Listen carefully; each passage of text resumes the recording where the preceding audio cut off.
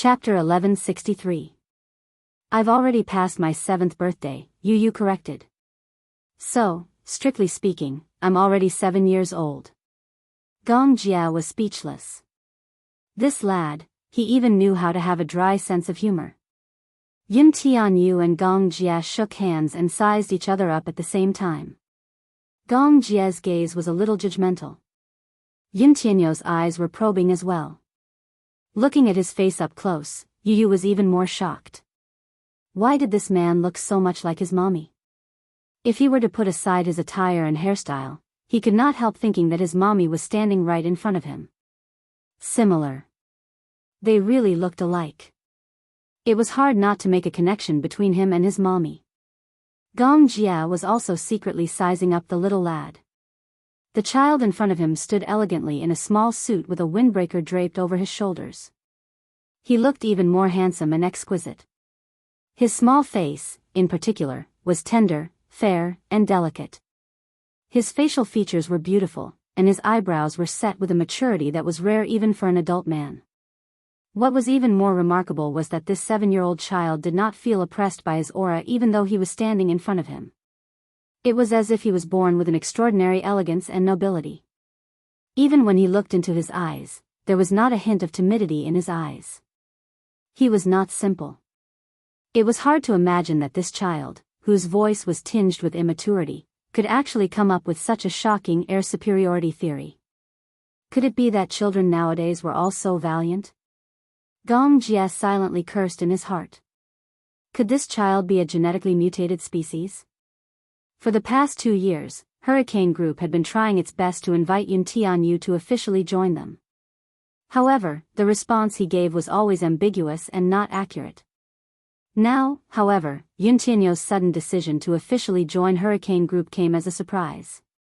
I heard that you've decided to officially join Hurricane Group. Yes. Yu looked up. I've decided to officially join Hurricane Group. He wanted to become stronger. He was so powerful that everyone feared his existence. So strong that he had incomparably terrifying power. Only then could he better protect the people he wanted to protect. Yu's eyes were filled with determination. Gong Jia smiled and held his hand even tighter. His clear and deep voice slowly escaped from his thin lips. In that case, on behalf of the Hurricane Group, I officially welcome you to join us. Standing at the side, Li Hanlan's gaze fell on the tightly intertwined hands of Yun Tianyu and Gong Jia. At this moment, he suddenly had an indescribable intuition. His intuition told him that Yun Tianyu would create an era for him once he joined Hurricane. An era that belonged to Yun Tianyu. Although this child was still young, his body seemed to contain endless energy. He believed that the future Hurricane Group would belong to him. Dishing Financial Group. Muyaja walked all the way into the CEO's office. As he walked, a terrifying and gloomy aura overflowed from his body. The staff at the side retreated one after another, intimidated by his aura. In the CEO's office, Minyu had been waiting for a long time with a nervous and anxious look. Muyaja casually threw his jacket on the sofa and glanced at him with furrowed brows. What's that in your hand? The moment he entered the room, he keenly noticed a stack of envelopes in Minyu's hand. He could not help feeling suspicious. Chapter 1164. Muyaja took the envelope and opened it. A few photos fell out of the envelope. He picked up the photo and glanced at it. His eyes were instantly dyed with a bit of gloominess, and his brows were tightly knitted together. In the photo, there was a woman with her arms hung high in the air with chains. On his wrist, the bloodstain caused by the tight grip was particularly eye-catching. The background was a dark warehouse. With the flash, he could vaguely see the dust flying in the air. Yun Shishir's face was stained with blood. She was clenching her teeth stubbornly. He could imagine how miserable she was from the bloodstains on her body. However, he couldn't imagine what she had gone through. Perhaps it was a scene that he didn't dare to imagine. Muyaja sucked in a deep breath of cold air and gripped the photo tightly. His eyes were as dark as a black fog. When his gaze landed on Yun Shishir's white dress, which was stained with blood, in the photo, his eyes turned even redder. Who sent this photo over? He looked up and stared at Min-yu coldly. Even Min-yu, who had always been by his side and was used to his terrifying aura, was shocked by his gaze. Boss, this letter was sent by a courier. Min-yu paused for a moment and continued, we have the person under control. However, it seems that we can't get any clues from him. Is there nothing else other than this letter? Yes, there's only this letter. There are only a few photos in the letter. Min-yu was stunned. He looked at Muyaja's cold face and immediately said in a deep voice, Boss, please calm down first. Looking at the current situation, it is very likely that this is no ordinary kidnapping. However, Muyaja was calmer than he thought. He sat back at his desk and threw the photos on the table with a deep frown. I know. Min-yu was stunned. However, he slowly said, this person is targeting me. Boss, what do you mean by that? I don't quite understand. Muyaja frowned and said slowly, what he wants is with me. Naturally, he must have some important bargaining chips in his hands to get what he wants from me. However, Min-yu was still confused. After thinking about it carefully, he suddenly realized something. Boss, do you mean that you've already guessed the motive of the mastermind? He's finally made his move. Muyaja pursed his lips tightly, his eyes becoming increasingly gloomy. Min-yu frowned and looked at him. Muyaja's voice was very deep and low. From his stiff expression and his white knuckles, it was clear that he was trying his best to restrain his anger so that he wouldn't lose his mind. The only reason he sent these photos was to provoke him. Provoking him. Angering him. The angrier he was, the more out of control he was, the more they wanted him to be. Muyaja closed his eyes and forced himself to calm down. Especially at times like this, he had to be even calmer in order to stabilize the situation. However, when he received an unfamiliar email that night, he couldn't calm down anymore. On the computer screen was the side profile of a child. The child's delicate little face was covered in blood. Muyaja's heart felt as if it had been hit by a hammer. It was so painful that he almost suffocated. What came over from all directions was endless anger and pity. Chapter 1165. He stared coldly at the photo on the screen and clenched his fists so tightly that his knuckles cracked. His handsome face instantly paled to the point that it was outrageous. He recognized at a glance that the bloodied child in the photo was none other than Mui-chen. Follow this IP address and investigate. Muyaja ordered coldly. Upon receiving the order, Min-yu immediately investigated. Muyaja looked at the screen again and saw that Mui-chen's hands were tied and his entire body was suspended in midair. The photo only showed his upper body, but even so, one could clearly see the whip marks all over his body. His white shirt was stained red with blood and was tattered. Especially the wound on his abdomen, it was frighteningly deep. It was a bloody mess. It was unknown what kind of whipping he had suffered. His entire body was covered in cuts and bruises. It was a ghastly sight. What kind of cruel torture did he suffer to end up in such a sorry state? Looking at his pink face again, his eyes were half opened.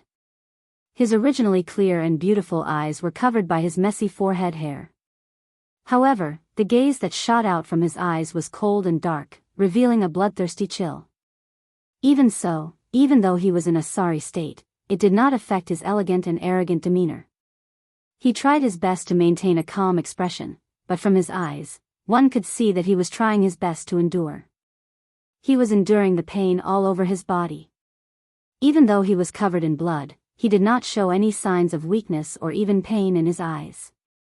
No matter how terrible the torture was, he did not seem to lose his arrogant and elegant demeanor. The corners of his lips curved into a casual smile, but there was a hint of sarcasm on his beautiful face. He was proud and unruly. No one could blaspheme his kingly demeanor.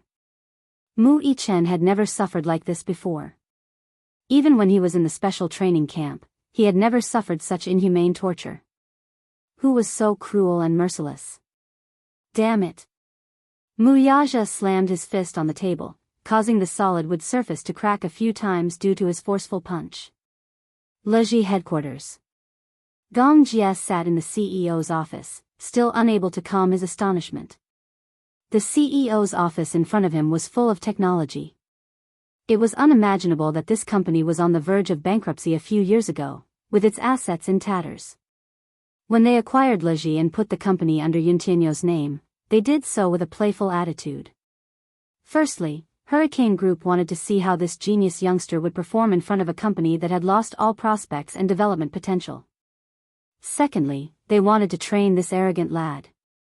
However, he had witnessed with his own eyes how Leji Holdings had transformed from a toy company that was on the decline a few years ago to a toy company that could trample Mattel under its feet. It had become a giant in the toy industry. This could no longer be described as ability, but magic. If she had not seen it with her own eyes, it would have been hard to imagine that this little munchkin was hiding such a terrifying demonic power. How did he do it? It was truly unimaginable. There was too much mysterious potential in this child, which made him want to explore it. Chapter 1166.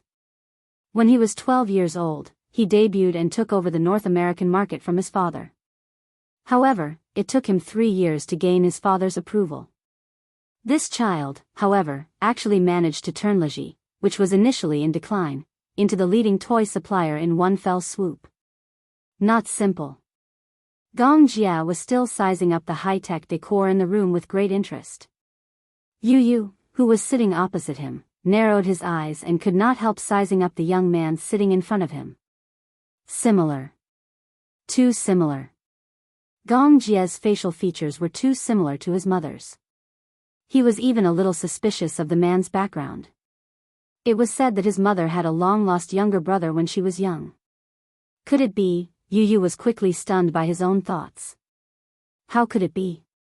Gong Jia was the crown prince of Hurricane Group. How could he be related to his mother? It was probably just a coincidence. Still, could there be such a miraculous coincidence in this world?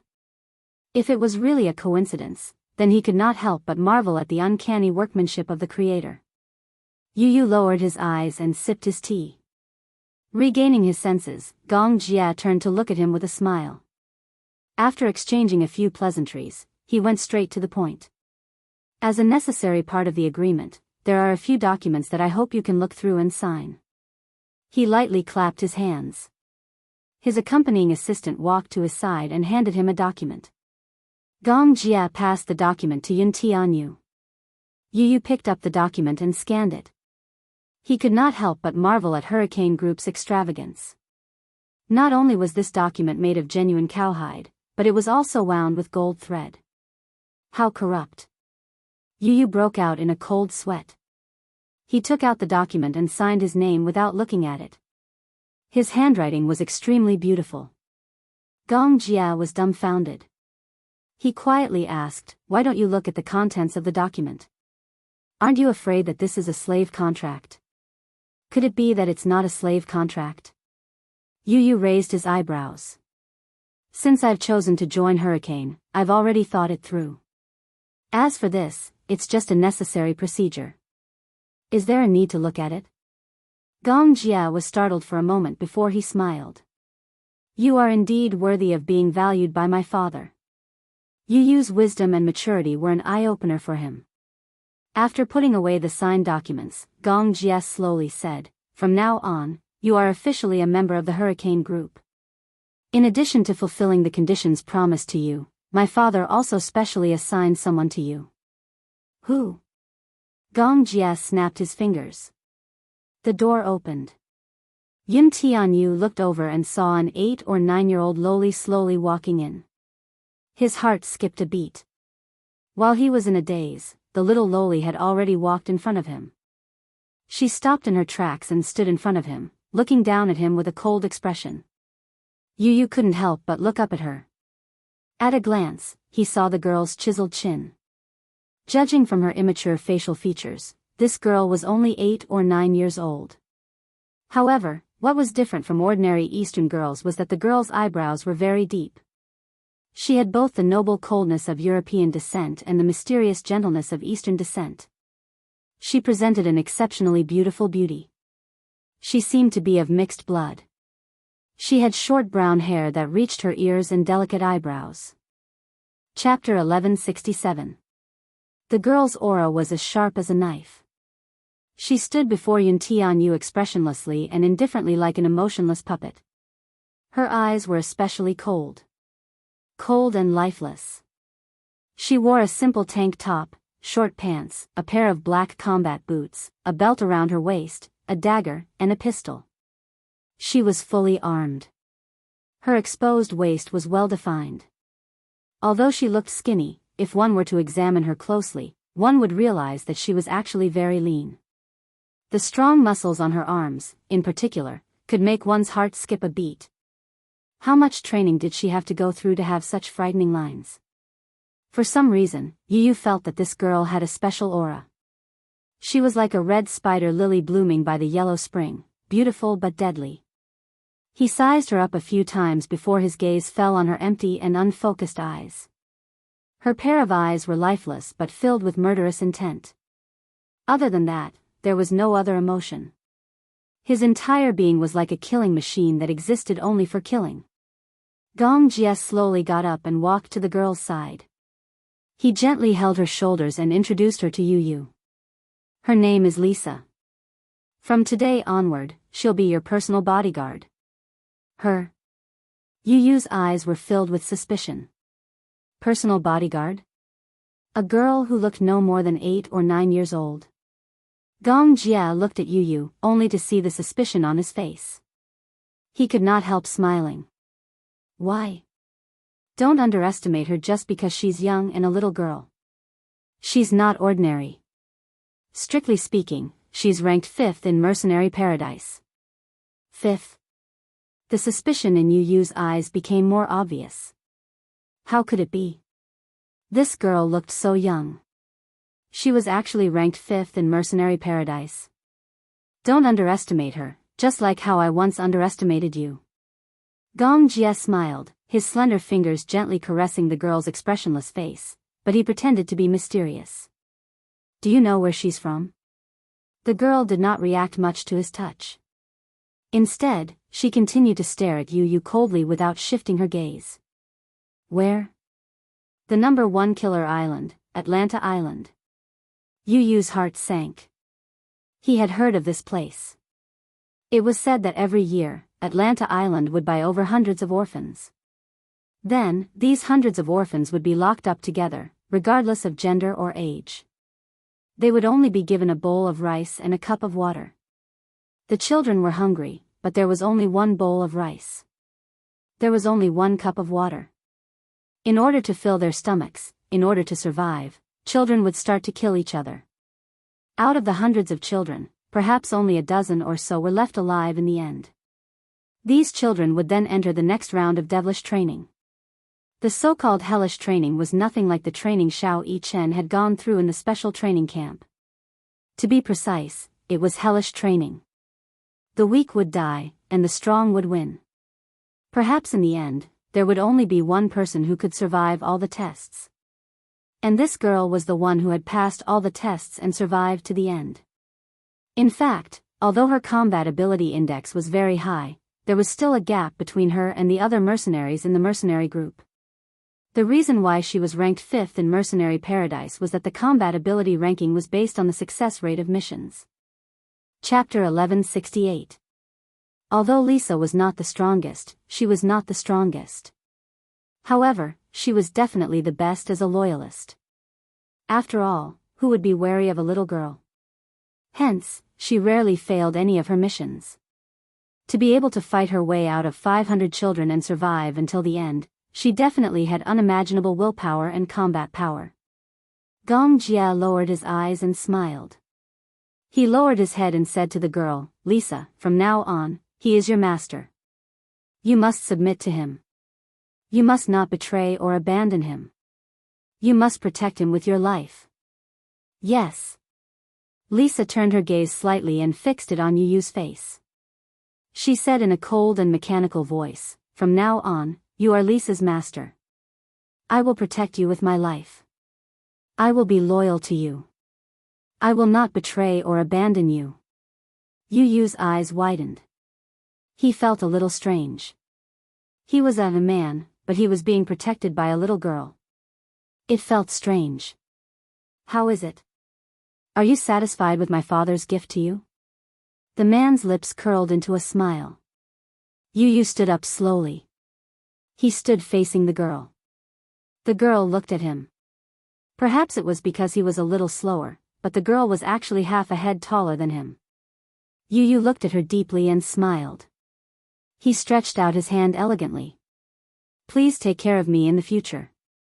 The girl looked at his outstretched hand expressionlessly. Then, she stretched out her hand mechanically and shook his hand tightly. Yu's expression changed. The pain from his hand made him frown slightly.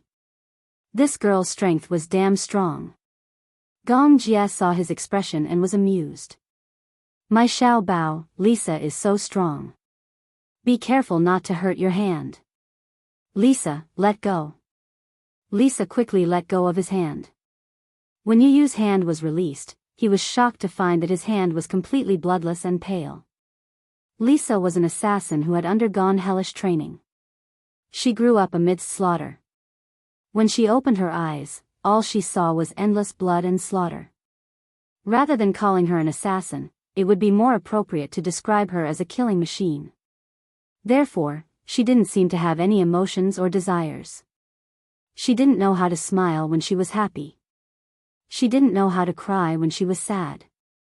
No smile, no tears, no understanding of human emotions, only knowing how to quickly, accurately, and ruthlessly kill people. Therefore, there was no smile on her face, no tears, only an expressionless face. Like a machine. With such a cold personality, he was very suitable to be a death warrior.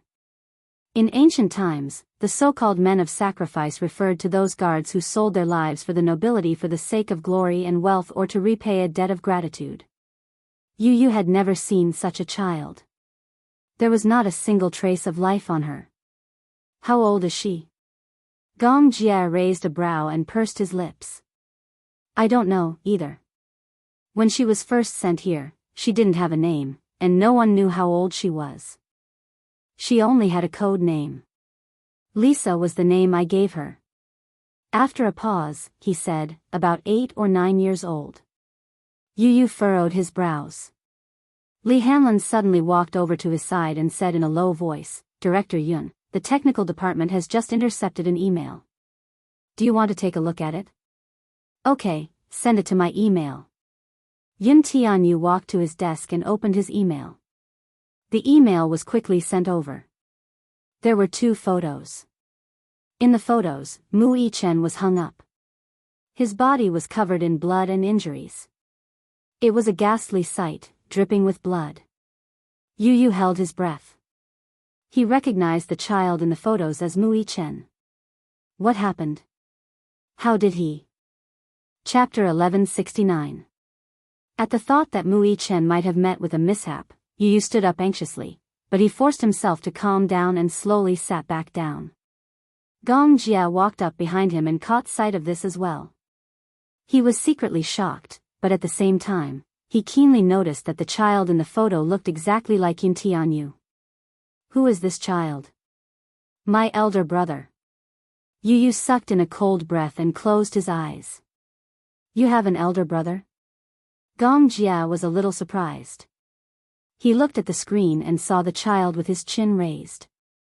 His expression was unruly and arrogant, as if a king had arrived.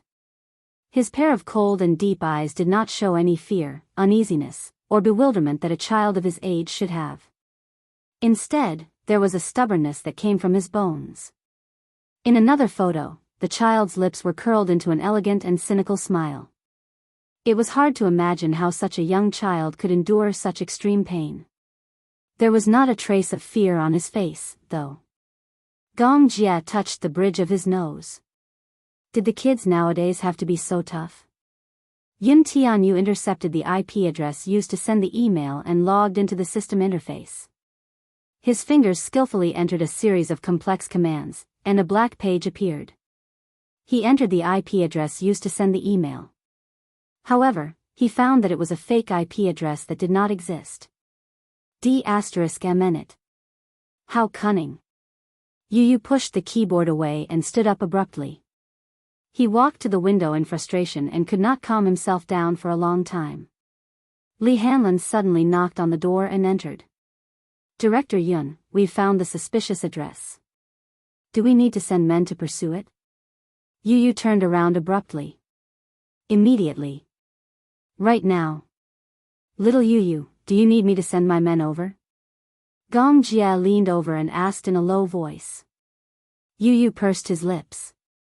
It's great that you're willing to send men over. Don't worry, I'll definitely save your man. Gong Jia smiled devilishly. In the underground warehouse.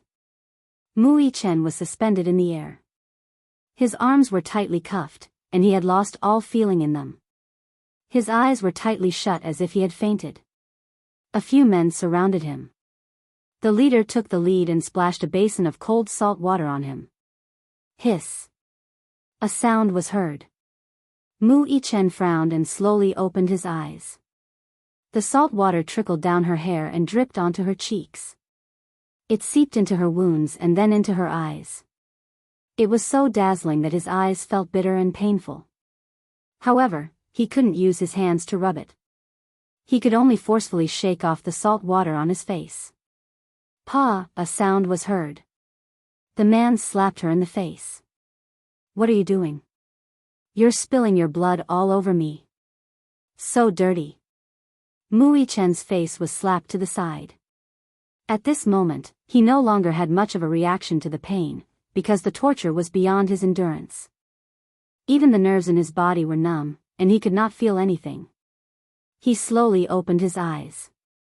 His gaze was like a blade covered in snow, ruthlessly stabbing at the man in front of him. Even though he was in a sorry state, he did not give in to them in the slightest. He did not shed a single tear. An inexplicable dark and cold aura emanated from his body. It even carried an indescribable chill. This chill seeped into one's bones and made one's hair stand on end. Chapter 1170. Mu Yichen sneered in disdain. His lips curled into a mocking smile as if he was being sarcastic. Is this all you've got? It's really not enough. There was a hint of disdain in his smile, but more than that, it was arrogance. He looked at them as if he was looking at a few bedbugs struggling in the gutter. The man was furious and slapped him again. Kid, you're so stubborn. Looks like you haven't suffered enough yet. You won't shed a tear until you see the coffin, huh? Xiao Yichen's face immediately swelled after the slap. There was blood at the corner of his lips. Wisps of blood flowed out from the corner of his lips. Mu Yichen stuck out his tongue coldly and slowly licked the blood at the corner of his lips. He curled his lips in disdain. Suddenly, he used the strength of his arms to lift his leg and kicked the man's face. The man was caught off guard and fell to the ground. It was a pity that Mu Yichen's stamina was almost depleted. Furthermore, he was injured all over and did not have much strength left. Otherwise, his kick would have dislocated the man's jaw. Everyone looked at each other in disbelief. How could this kid be so stubborn? He was already at this stage, yet he still wanted to resist? He was very stubborn. Even though he was covered in cuts and bruises, he still did not give up a chance to resist. At first, they wanted to take a few pictures of this kid's terrified face. It would be best if he cried bitterly and made people feel sorry for him. However, they used all kinds of methods, but he did not shed a single tear or beg for mercy. Not to mention showing a vulnerable and fearful expression. Not at all. He was really stubborn. The man got up from the ground and spat out a few broken teeth. He ordered, since he's so dishonest, tie his legs up too. Whip him a few more times. Big brother, we can't hit him anymore, right? If we continue, this kid will die. The man said disapprovingly, what are you afraid of? Didn't you see? This kid still has the strength to kick me. How does he look like he's dying? He's so stubborn, how can he die just like that? Whip him a few times to teach him a lesson. No matter how tough his bones are, he's still just a child. Since he's already like this, don't torture him anymore. Let him live. Didn't the higher-ups say that if we killed him, we would be buried with him? This brat is still useful. Only then did the hooting man stop talking. He looked at Mui Chen and chuckled. Why don't you scream a few times or beg for mercy? We'll let you go and stop hitting you. Mui Chen glanced at them coldly and snorted.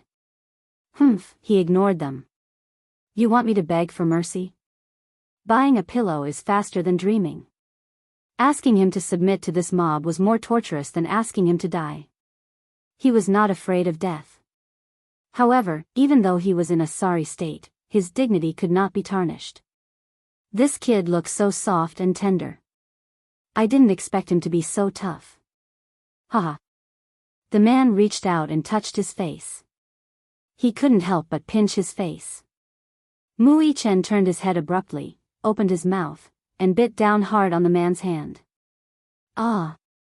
The man screamed like a pig being slaughtered.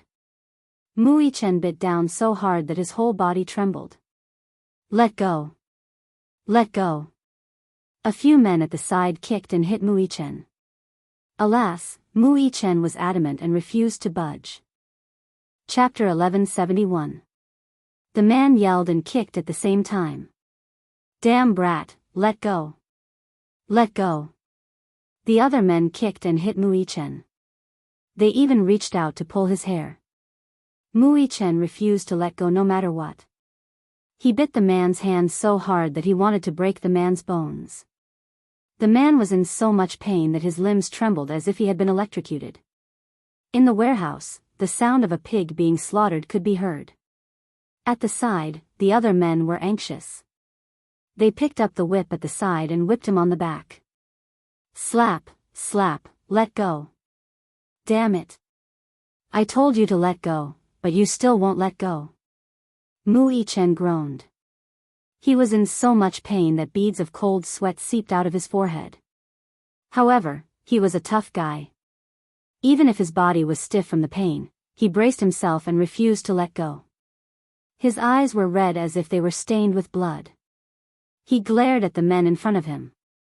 His gaze was as sharp as a sword, sharp and cold.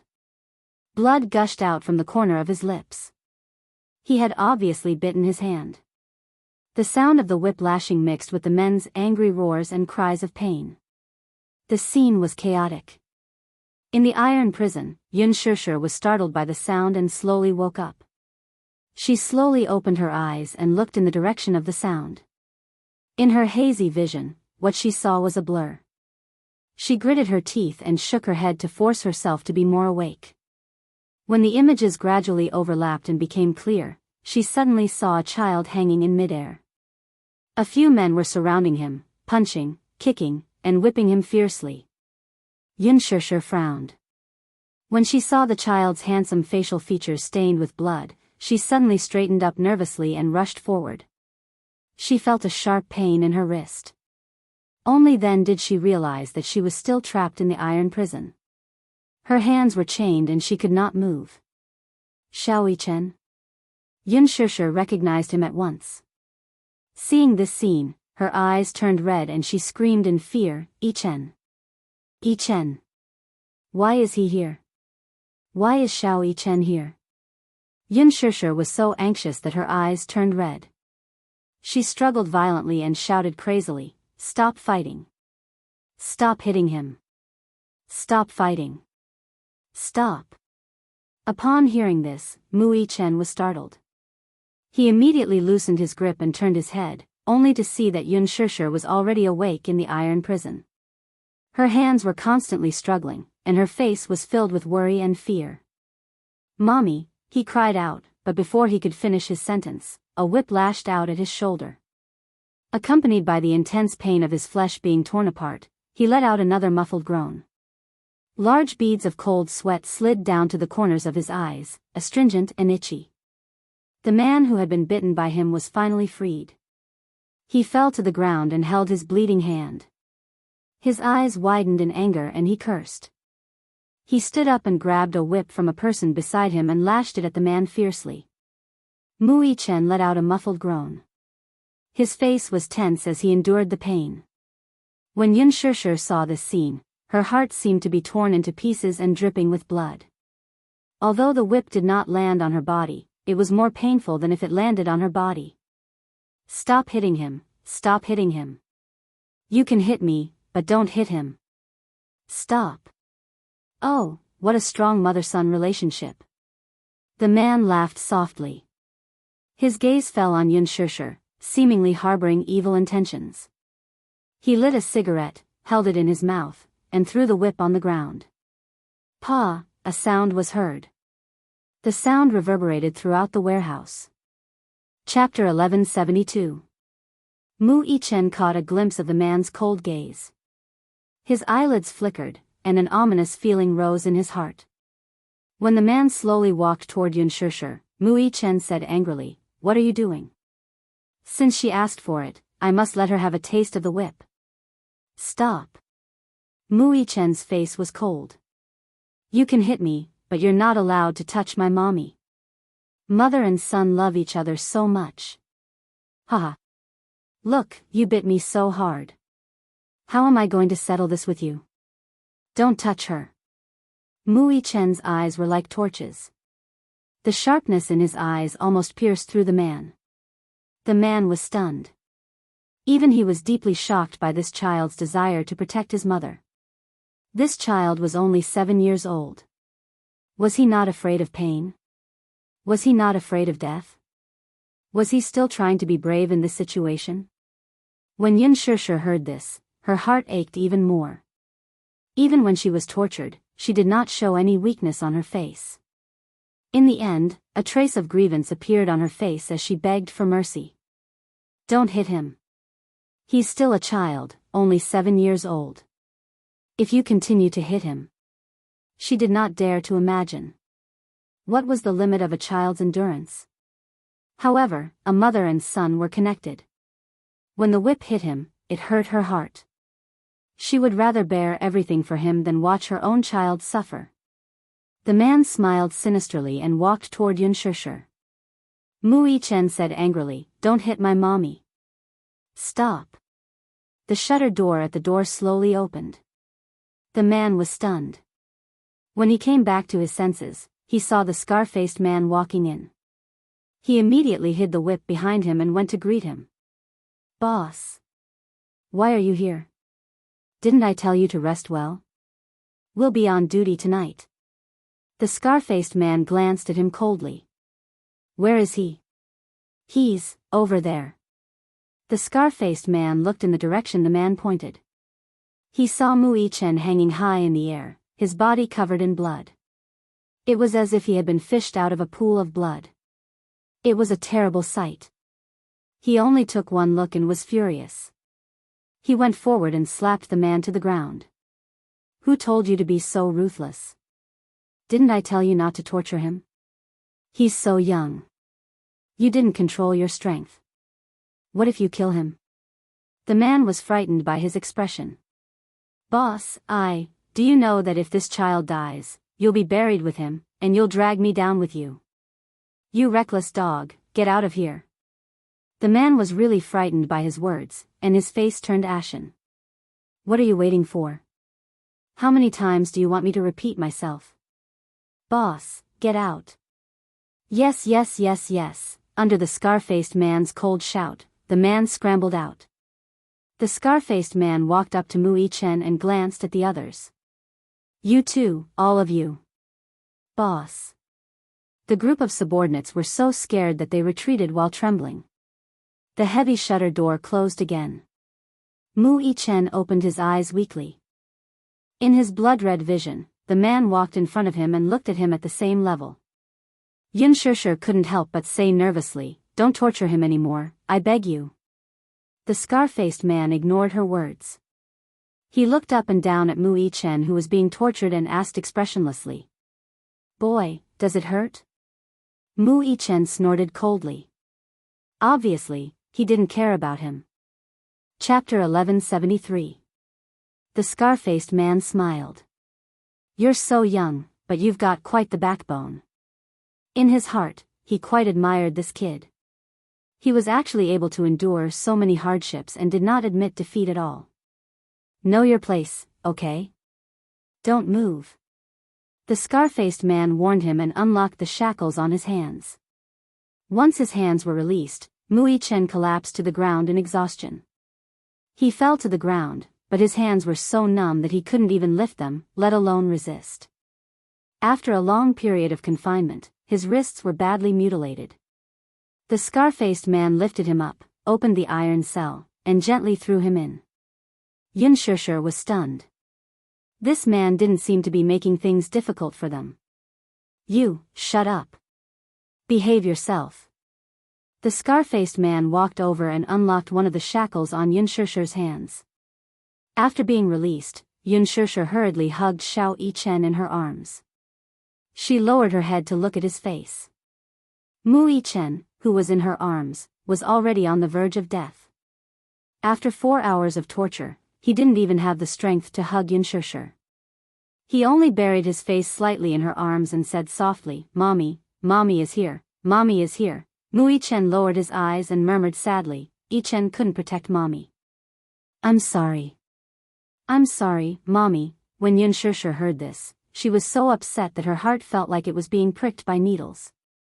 Her hands trembled as she hugged him tightly. She was so sad that big drops of tears fell on Mu Yichen's face. Mu Yichen looked up and tried to reach out to wipe away her tears. He struggled for a while, but his efforts were futile and he could not exert any strength at all. He choked weakly, as if something was stuck in his throat. Mommy, don't cry, okay. Her tears fell on his face. The pain was worse than being whipped 100 times. Mu Yichen's plea made Yun Shishir's heart ache even more. Why did he have to apologize to her? She should be the one to blame herself. She should be the one apologizing. She was the one who had implicated him. He had implicated this child and caused her to suffer so many unnecessary disasters. Yun Shishir was in so much pain that her heart was about to be torn apart. She hugged Mu Yichen tightly, and tears kept falling from her eyes. She was heartbroken. Mu Yichen raised his trembling right hand and gently wrapped it around her waist, but he no longer had the strength to say a single word. The knife-scarred man locked the door and stood at the door. Looking at this scene, there was no change in his expression, but his heart was in turmoil. Anyone whose heart was made of flesh and blood would be moved by this scene. He didn't want to be honest. His heart was throbbing with pain because of this scene. Not for any other reason. It was because as a father, he also had a daughter. This scene undoubtedly pierced his heart. Yun Shishir lowered her head and saw that Mu Yichen's body was covered in wounds. There was no unscathed skin on his body. There was really no unscathed skin on his body. There wasn't a single spot on his body that was unscathed. Or rather, there were bloodstains all over his body. It was impossible to see how many wounds there were. Mu Yichen's face was already soaked in cold sweat. His eyes were stained with blood and sweat. It was a ghastly sight. Yun Shishir's lips trembled. Every time she saw a wound, she felt her heart ache so much that she almost suffocated. Do you have medicine for wounds? Chapter 1174. The scar-faced man didn't say anything and turned to leave.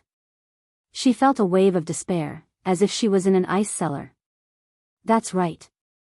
In their eyes, she was now a criminal, a prisoner. Why should they fulfill her request? Yun Shishir bit her lip hard. However, not long after, the scar-faced man walked over and threw a bottle of medicine and a roll of brand new gauze on her body. That's all. Apply some medicine for him. More or less, it was because there was still a trace of conscience in his heart that he couldn't just sit back and watch. Yun Shishir had mixed feelings. No matter how this man treated them, at this moment, her impression of him seemed to have changed slightly. If it wasn't for him just now, she didn't know how those people would have tortured Xiao Yichen. However, Yun Shishir didn't say anything. She quickly took the medicine and applied it on Mu Yichen. Perhaps it was because she only had one hand, but her movements were inevitably clumsy. The scar-faced man finally couldn't stand it anymore. He opened the door and walked in again to take the medicine from her hand. Let me do it. As he spoke, he started to work. He was very familiar with the process. They were in the underworld, so naturally, they often got injured. After a while, he finished treating the wounds on Mu Yichen's body. Perhaps he was too tired. Mu Yichen fell into a deep sleep in Yun Shusher's arms. Yun Shusher hugged him and caressed his cheeks with heartache. She maintained a tight hug and didn't move an inch. Hugging him gave her peace of mind. It was the same for Mu Yichen. Snuggling in his mommy's arms gave him the greatest peace of mind.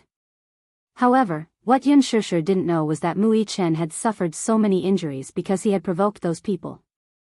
At first, when he woke up from his coma, those men were surrounding the unconscious Yun Shusher and rubbing their palms together. It was obvious that they couldn't suppress the restlessness in their hearts and wanted to do something bad to her. Mu Yichen didn't know what they were trying to do, but he didn't want to see those people's dirty hands touch his mommy. Therefore, in his anxiety, he shouted loudly to stop them. He shouted at the top of his lungs, but those men acted as if they didn't hear him and started to touch Yun Shusher. Seeing this, Mu Yichen was so anxious that his blood rushed to his heart. He disregarded everything to humiliate and provoke them. He used all the vicious words he could think of to curse them. He had received a good upbringing from a young age. He had always been an elegant gentleman. However, this was the first time he had used the most vicious words to insult someone. It was all for the sake of protecting mommy and not letting their dirty hands touch her. In the end, he managed to infuriate them. They beat and kicked him in a frenzy, handcuffed him, hung him up, whipped him, and subjected him to all sorts of horrible tortures. There was even a lunatic who stuck a needle between his fingers. But he endured all of it. Even if he was in excruciating pain, to the extent that he fainted, he didn't beg for mercy at all. That was because he was so stubborn and strong in his bones. How could he tolerate himself lowering his head to these motley crew? He even tolerated himself begging for mercy in a submissive manner. He secretly regretted that when he faced Mu Wanru, because of a moment of soft-heartedness, he cared about their past relationship and didn't kill her. In fact, he didn't have a strong sense of kinship towards Mu Wanru. However, Mu Wanru did treat him well. Chapter 1175. It was impossible to say that he had no feelings for her at all. It was just that at such a young age, he had seen such a bloody truth. Mu Yichen's heart was also in pain and he found it hard to accept. He could not believe that Mu Wanru, who usually looked gentle, was actually one of the masterminds behind this incident. He also did not expect that she would be able to harm his great-grandfather. How much did his great-grandfather dote on her? He treated her like a treasure in his heart, afraid that she would fall in his hands and melt in his mouth. She actually poisoned his medicine bowl? How cruel was her heart! In his innocent world, he had never thought that a person's heart could be so vicious. What made him even more regretful was that all these years, he had actually acknowledged the thief as his mother. For a moment, he could not forgive himself. He also felt a lot of guilt towards Yun Shusher in his heart. The scar-faced man brought a bowl of plain porridge and handed it to the iron cell. "Feed him," he said, but there was no expression on his face. Yun Shusher looked at him warily. Finally, her gaze fell on the bowl of porridge again, and her eyes were full of suspicion. The scar-faced man seemed to have seen through her suspicion and said coldly, "Don't worry. It's not poisoned." "Why?" Yun Shusher frowned and became even more suspicious. The friendliness displayed by this scarred man made her feel a little wary. The scar-faced man snorted coldly but did not say anything. This bowl of porridge was cooked by his subordinate and given to him. He did not drink it himself and gave it to Yun Shusher.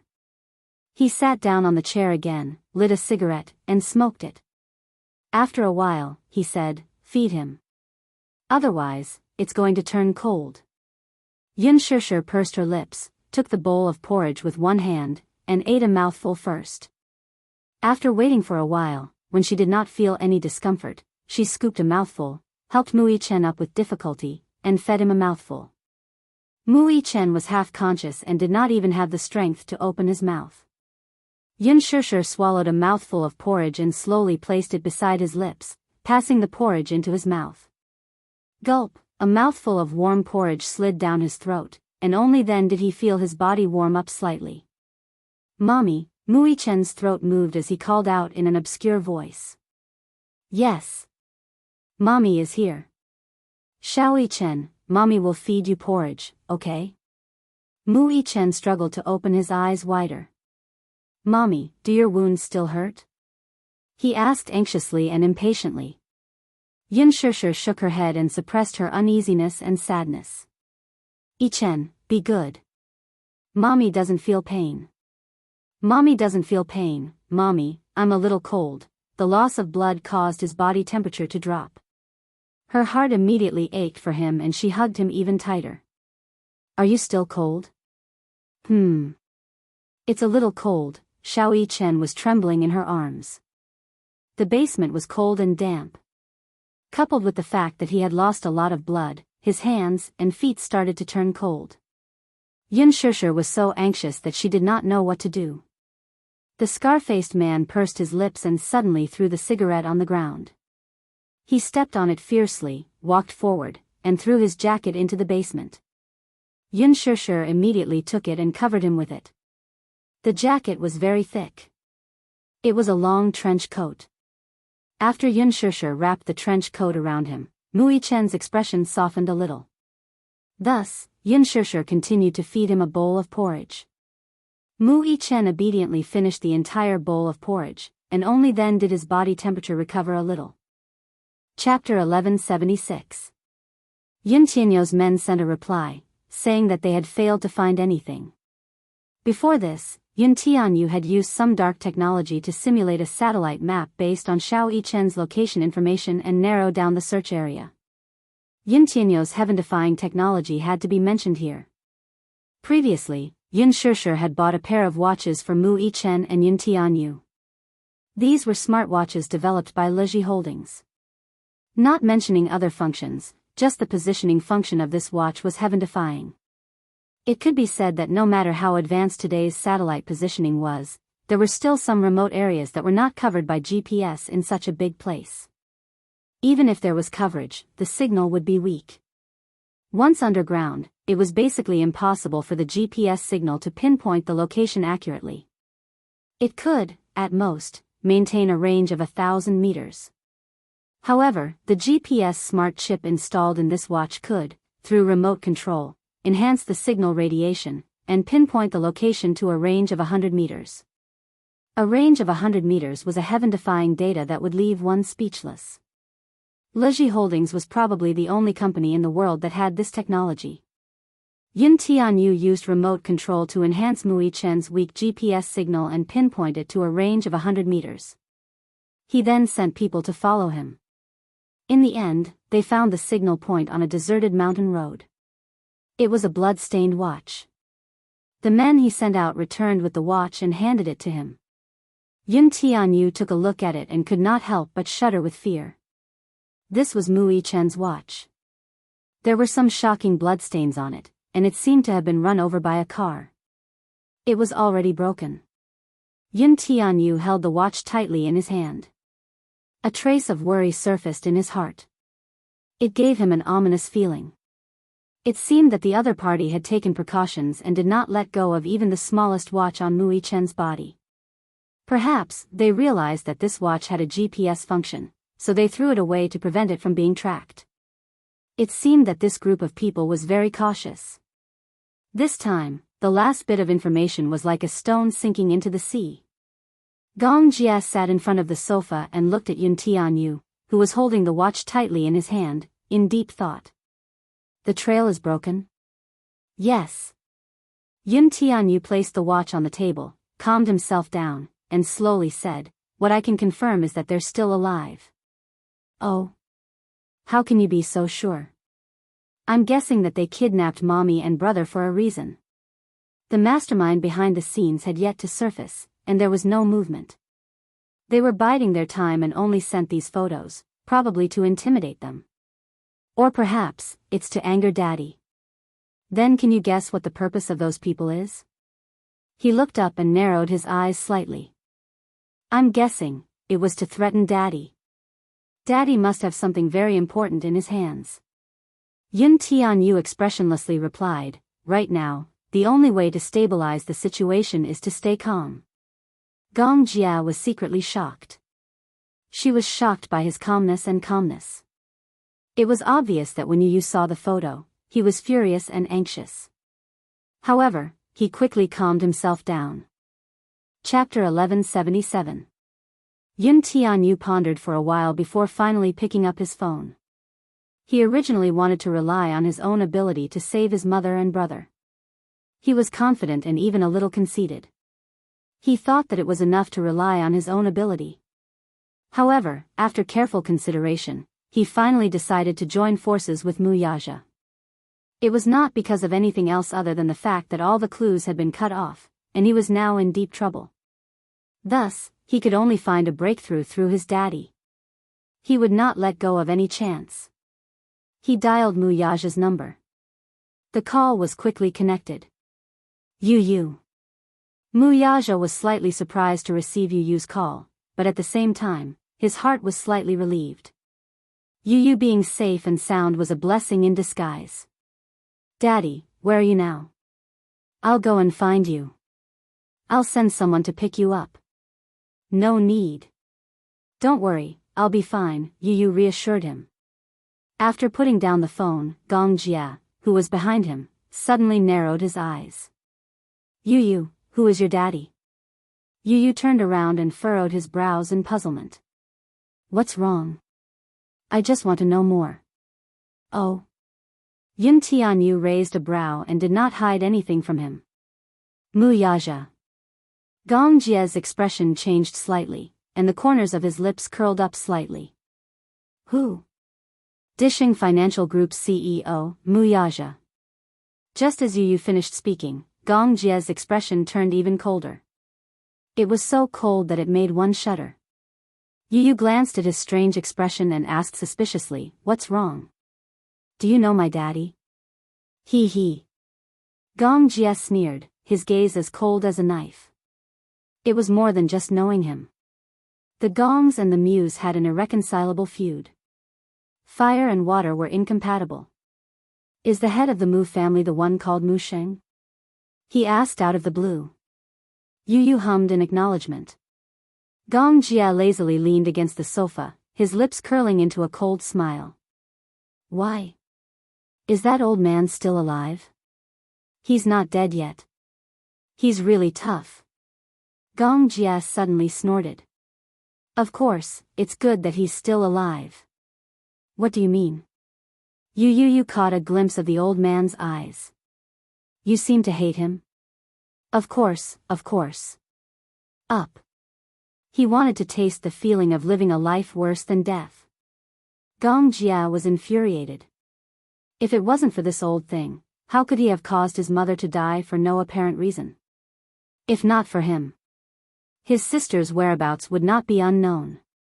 Gong Jia hated Mu Sheng to the core. He did not expect that old thing to still be alive after so many years. His life was really tough. Yu asked, what's the matter? Tell me about it. Gong Jia glanced at him and said, you don't need to know. This has nothing to do with you. How can it have nothing to do with me? This is a matter between the Gongs and the Mews, so it has something to do with me. Don't tell me you're trying to stop me? He asked coldly. Why should I stop you? Yu smiled disapprovingly. I have nothing to do with him. He hated Mu Sheng, too. Chapter 1178. He was already so old, yet he had caused so much harm. This matter has nothing to do with you. Gong Jia paused for a moment before his brows furrowed. I just didn't expect you to be related to Mu Yaja. He's my daddy. This is going to be tricky. Gong Jia smiled nonchalantly, but his eyes were filled with ruthlessness. Little Yu, what should we do? The two families are like fire and water. Sooner or later, I'll trample the Mews under my feet. Whatever the Mews owe me, I'll make them pay with their blood. Gong Jia's voice was cold beyond compare. Closing his eyes, he could still recall the despairing scene of his youth. He watched helplessly as his mother died in a sea of fire. He watched helplessly as the fire spread.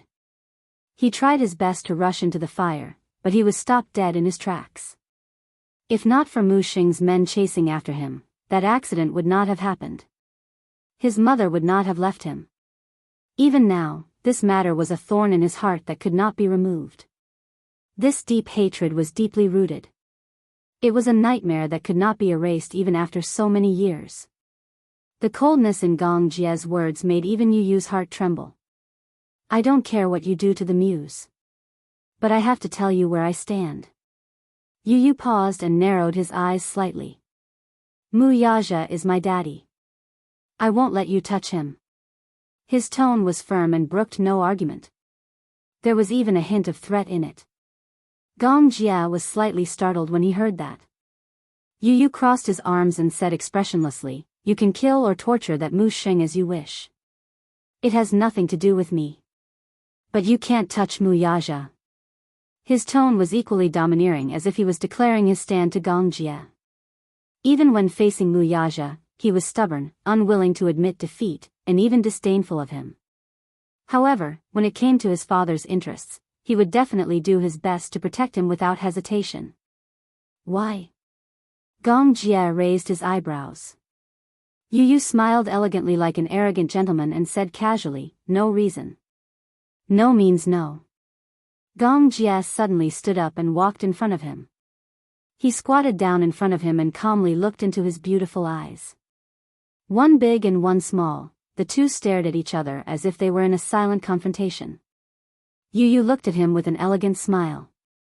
Gong Jia smiled. Are you going to defend him to the end? Yes. Mu Yaja was his daddy. He was also the man his mother loved deeply. More importantly, they were his family. No matter what happened, he would always stand by his father's side.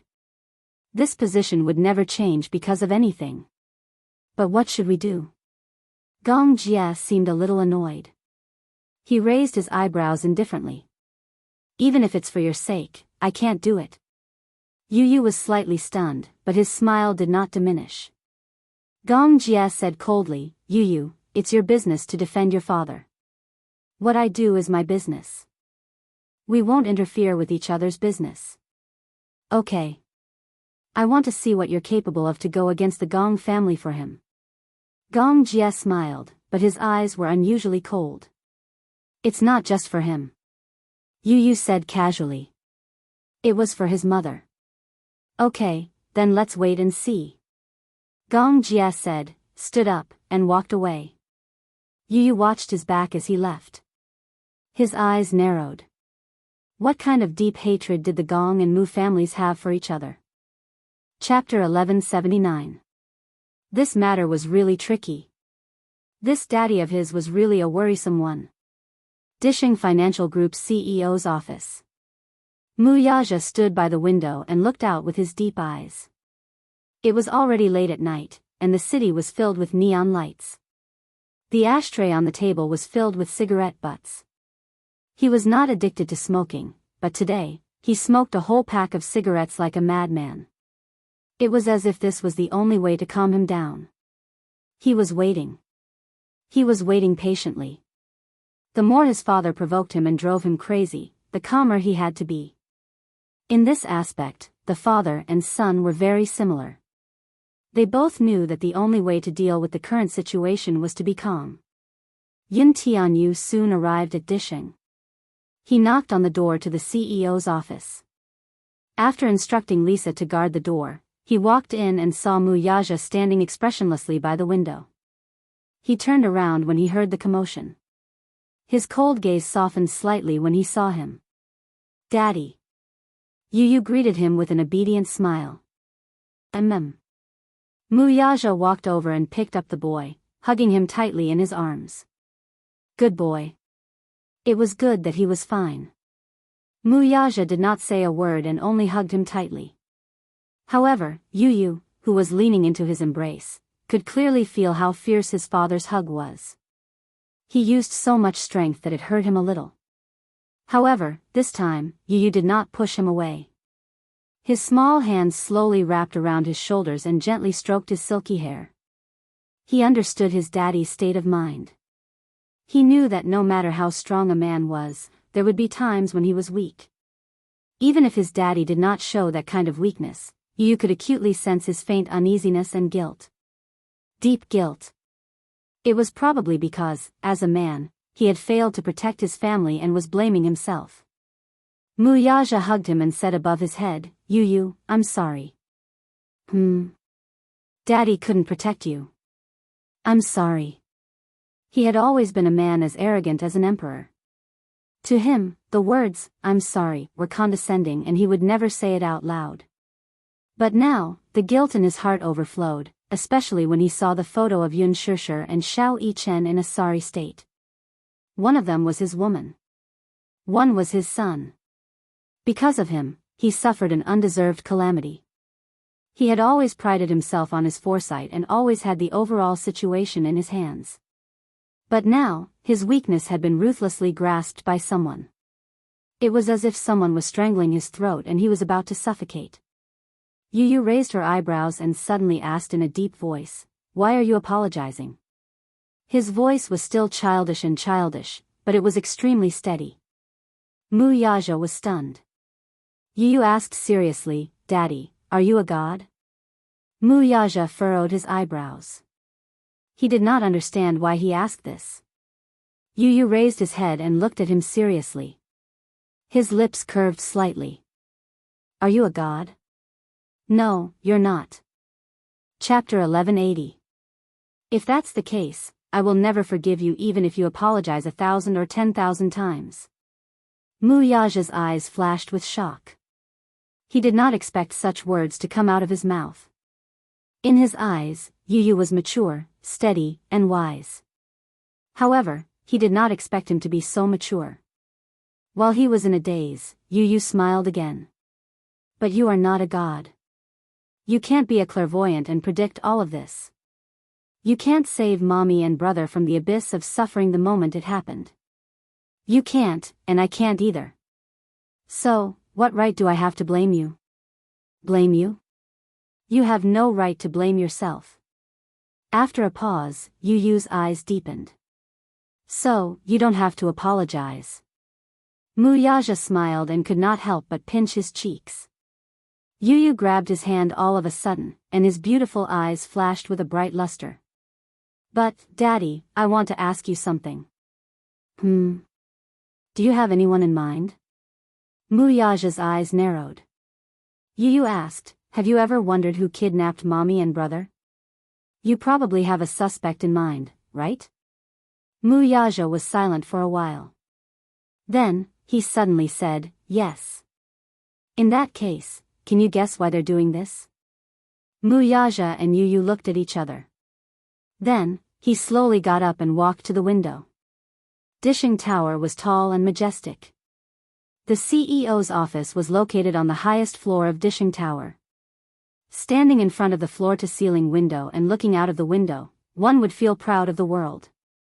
It was like an emperor in ancient times, standing on the highest tower and looking down on the world.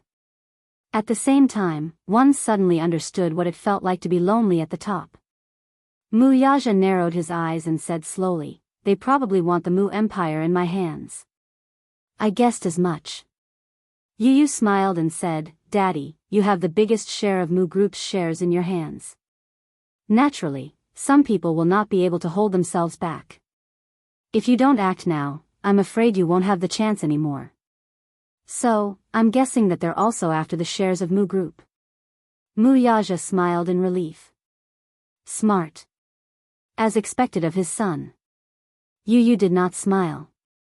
Just as he had expected, the mastermind had kidnapped his mommy and Mu Yichen to threaten his daddy to hand over the shares of Mu Group. Mu Group's shares. What a tempting thing it was. If he had Muyaja's shares in Mu Group, it would mean that he would become the sole owner of the vast Mu Group, and his power would be earth-shattering. The internal structure of the Mu family was deeply intertwined. As one grew, the other declined. There had always been endless disputes and intrigues. It was comparable to the ancient times when the imperial power was replaced. They didn't even hesitate to turn against each other and kill each other. Sometimes, in the face of benefits, perhaps some emotions would become much weaker. Selfishness was the deep-rooted bad habit of most people. Moreover, as a member of a wealthy family, there were many things that he had no choice but to do. Yu Yu suddenly turned and fixed his gaze on Mu Yaja's face. He asked calmly, then, if that person threatened you to hand over the shares of Mu Group, what would you do? This was an extremely sharp question. Yu Yu went straight to the point. He did not allow Mu Yaja to avoid the question. He was eager to get an answer from his daddy. Chapter 1181. He did not doubt the importance of his mother in his father's heart. Yu Yu cared a lot about his attitude. He did not care that if his father gave up the Mu Group shares, he might really lose everything and be all alone. What he cared more about was how far this man could go for his mommy. This was because even he could not be sure if this man, who had always been like a king, would make such a choice between power and a woman. Would he choose his mother without hesitation? Yu Yu stared at his face without blinking. Mu Yaja lowered his head and looked at him. After a long silence, he suddenly smiled. Do you still need to ask this question? He smiled casually and spoke casually. However, Yu Yu was shocked. He was even more curious about why his father would give him such an answer. Mu Yaja knew the doubts in this child's heart. He smiled faintly, but his expression was very calm. Without me, the Mu Group will only be a pile of ruins. This empire is strong because of me, but it will also collapse because of me. He paused and smiled faintly. However, his smile could not hide his conceit. But, without the Mu Group, I won't lose everything. Yu Yu held his breath. This answer was within his expectations, but it was also unexpected. Mu Yaja said, just as you said, whether it's power or wealth, if I can't even protect my beloved family, then I don't need it. It's fine. So, if it really comes to that, will you give up the Mu Group for mommy? I will. Just as Mu Yaja finished speaking, the door was kicked open fiercely. Bastard. Mu Yaja and Yu Yu were stunned. They turned around and saw Mu Linfeng striding in with a furious expression on his face. Mu Linfeng had been standing outside the door for a long time and had heard much of their conversation. However, he had obviously heard that sentence. This brat was willing to ruin the Mu family's empire for a woman? He flew into a rage and roared, I won't allow you to do that. Second uncle? Mu Yaja was surprised. Why did he come back? Mu Linfeng's probing gaze landed on him. His eagle-like gaze was filled with disappointment and disbelief. If he had not heard it with his own ears, he would never have believed that Mu Yaja would willingly give up his shares of Mu Group for a woman. This answer caused him to be greatly disappointed, and even more so, he was unable to restrain his rage. Was this brat really bewitched by that demon? He walked in front of Mu Yaja and sat down on the sofa. As he breathed heavily, he looked at him with a scowl. I order you to sever all ties with that woman. Right now. His attitude was commanding in nature, and there was no room for resistance. His tone was urgent, and there was no room for delay. Mu Yaja's heart sank. His face was as cold as ice as he said coldly, impossible. This was clearly contradicting him. Even if the person sitting in front of him was his second uncle, the powerful second master Mu of the Mu family, and the elder he had always respected from the bottom of his heart. Mu Linfeng was shocked by his icy tone. Then, he glared at him and glared at him. Are you talking back to me? No. How would I dare to contradict you? Chapter 1182. Mu Yaja retorted, she's my woman, and I'm her man. Second uncle, please don't meddle in our affairs. Mu Linfeng was flabbergasted. Mu Yaja's attitude was firm, and there was no room for discussion. He did not wish for anyone to interfere in his private affairs. Mu Linfeng became even angrier at her words. I don't care what your attitude is, but you're not allowed to make a decision on this matter. Yaja, this isn't like you. Second uncle has high hopes for you. You shouldn't ruin the Mu Group's future just because of some so-called grudge between a man and a woman. I think you're getting more and more muddle-headed. Where did the shrewd you go? What kind of magic does that woman have to make you so bewitched that you're even willing to give up the Mu Group's shares for her sake? Do you know what this means? It means that all our hard work over the years has gone down the drain and we've given it to someone else. I single-handedly made you the successor of the Mu family and handed over the Mu Group to you. I didn't let you mess around like this. I think that woman is a femme fatale. I order you to sever all ties with her. Don't lose sight of the big picture for the small, you'll regret it sooner or later. As soon as he said that, a layer of frost appeared on his face. Just as he was about to speak, Muyaja pressed on his shoulder. He looked up and said expressionlessly, "Second uncle, don't worry. I know what I'm doing." "You know what you're doing?" Mu Linfeng was so angry that he laughed. "What do you mean by that? Do you mean that you're giving away all my hard work? Do you mean that you're willing to give up the Mu Group for a woman with an unknown identity? I think you're trying to anger me to death." "I wouldn't dare." Muyaja replied respectfully, "Second uncle, you're being too harsh." Mu Linfeng was furious. "Huh, you wouldn't dare? What's there to be afraid of? I think you have a lot of guts. Do you know what the consequences of your actions will be? The Mu family is the core of the country's economy, the heart. Every branch of the family is connected to the heart. Even if it's not me, the country's higher-ups won't just sit by and watch. I think you've been blinded. Where did your previous shrewdness and wisdom go? There are some relationships that are dangerous for you. You have to be decisive. Don't be indecisive. With me here, I won't allow you to mess around." Muyaja's face suddenly turned cold. Mu Linfeng caught his icy expression. Mu Linfeng was even angrier when he saw this. "Why are you giving me such a look?" "I don't mean anything else." Muyaja said coldly, "Second uncle, once upon a time, I thought the same as you. In my eyes, love and hatred were like child's play. In the past, he was indifferent to relationships. He didn't believe that there was such a thing as true love that could disregard power and wealth in this world. Does true love really exist? Women, to him, were dispensable. He was so cold that there was even a rumor that he had a hidden illness and couldn't do it. Haha. However, until Yun Shishir appeared. She taught him what true love was. She also taught him how to love someone with his heart. Chapter 1183. When he was young, he was full of ambition. To him, life was perhaps only as simple as revenge and survival. He put all his weight into fighting for power and scheming against each other. No matter what orders Mu Linfeng gave him, he had always followed them step by step without any rebellious thoughts. Now, however, there was warmth and weight in his heart. There was also someone he cared about.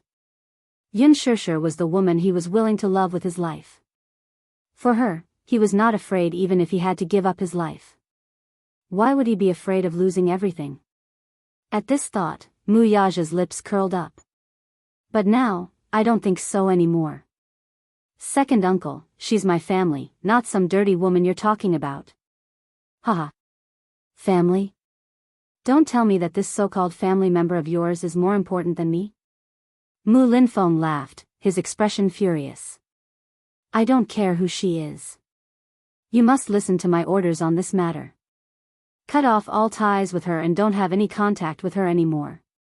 If you ask me, she's the reincarnation of a vixen who has bewitched your heart. In ancient times, the extravagant King Zhou was also bewitched by a vixen possessed by Daji. He didn't even care about the imperial court. There was also King Yu of Zhou who teased his vassals with a fire beacon just for Bao Si's sake. Since ancient times, this woman has been a dangerous thing. I'm not forbidding you from touching women, but I'm warning you not to be like those incapable emperors in ancient times and give up your country for a woman. You've always been shrewd and principled. What you've said today has really disappointed me. These words were a little too harsh. Muyaja pursed his lips tightly. His handsome face tensed up and a trace of anger appeared on his face. If the person sitting in front of him was not an elder who had promoted him single-handedly and whom he respected, he would have flipped the table in anger and told him to scram. Second uncle, I hope you know that Yun Shishir isn't that kind of woman. Mu Linfeng snorted and said stubbornly, I think she's that kind of woman. She's a femme fatale. She's a scourge and a ticking time bomb if she stays by your side. I've miscalculated. I should have gotten rid of her the day I found out about her. In fact, she did have the ability to harm people. You must know that in the past, you knew how to consider the big picture. You would never lose your sense of propriety because of a woman. Mu Linfeng's expression was dignified and his eyes were cold. Yu Yu was enraged when he heard that. If it wasn't for Mu Yaja, he would have slammed the table with this stubborn old man. How dare he say that his mommy is a femme fatale and the reincarnation of a demon? Since when did a person's beauty become a sin? Yu Yu was still angry, but he didn't say anything. Since Daddy had stopped him, he must have his reasons. He didn't say anything because he respected his daddy's decision. Mu Yaja's face turned even colder.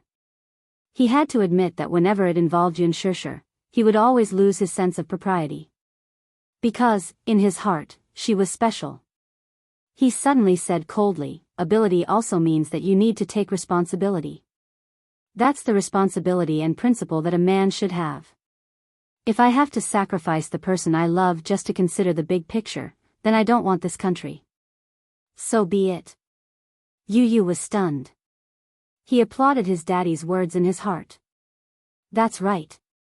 That's what he should say. Chapter 1184. If he had to sacrifice his beloved for the sake of power and wealth, that was simply ridiculous.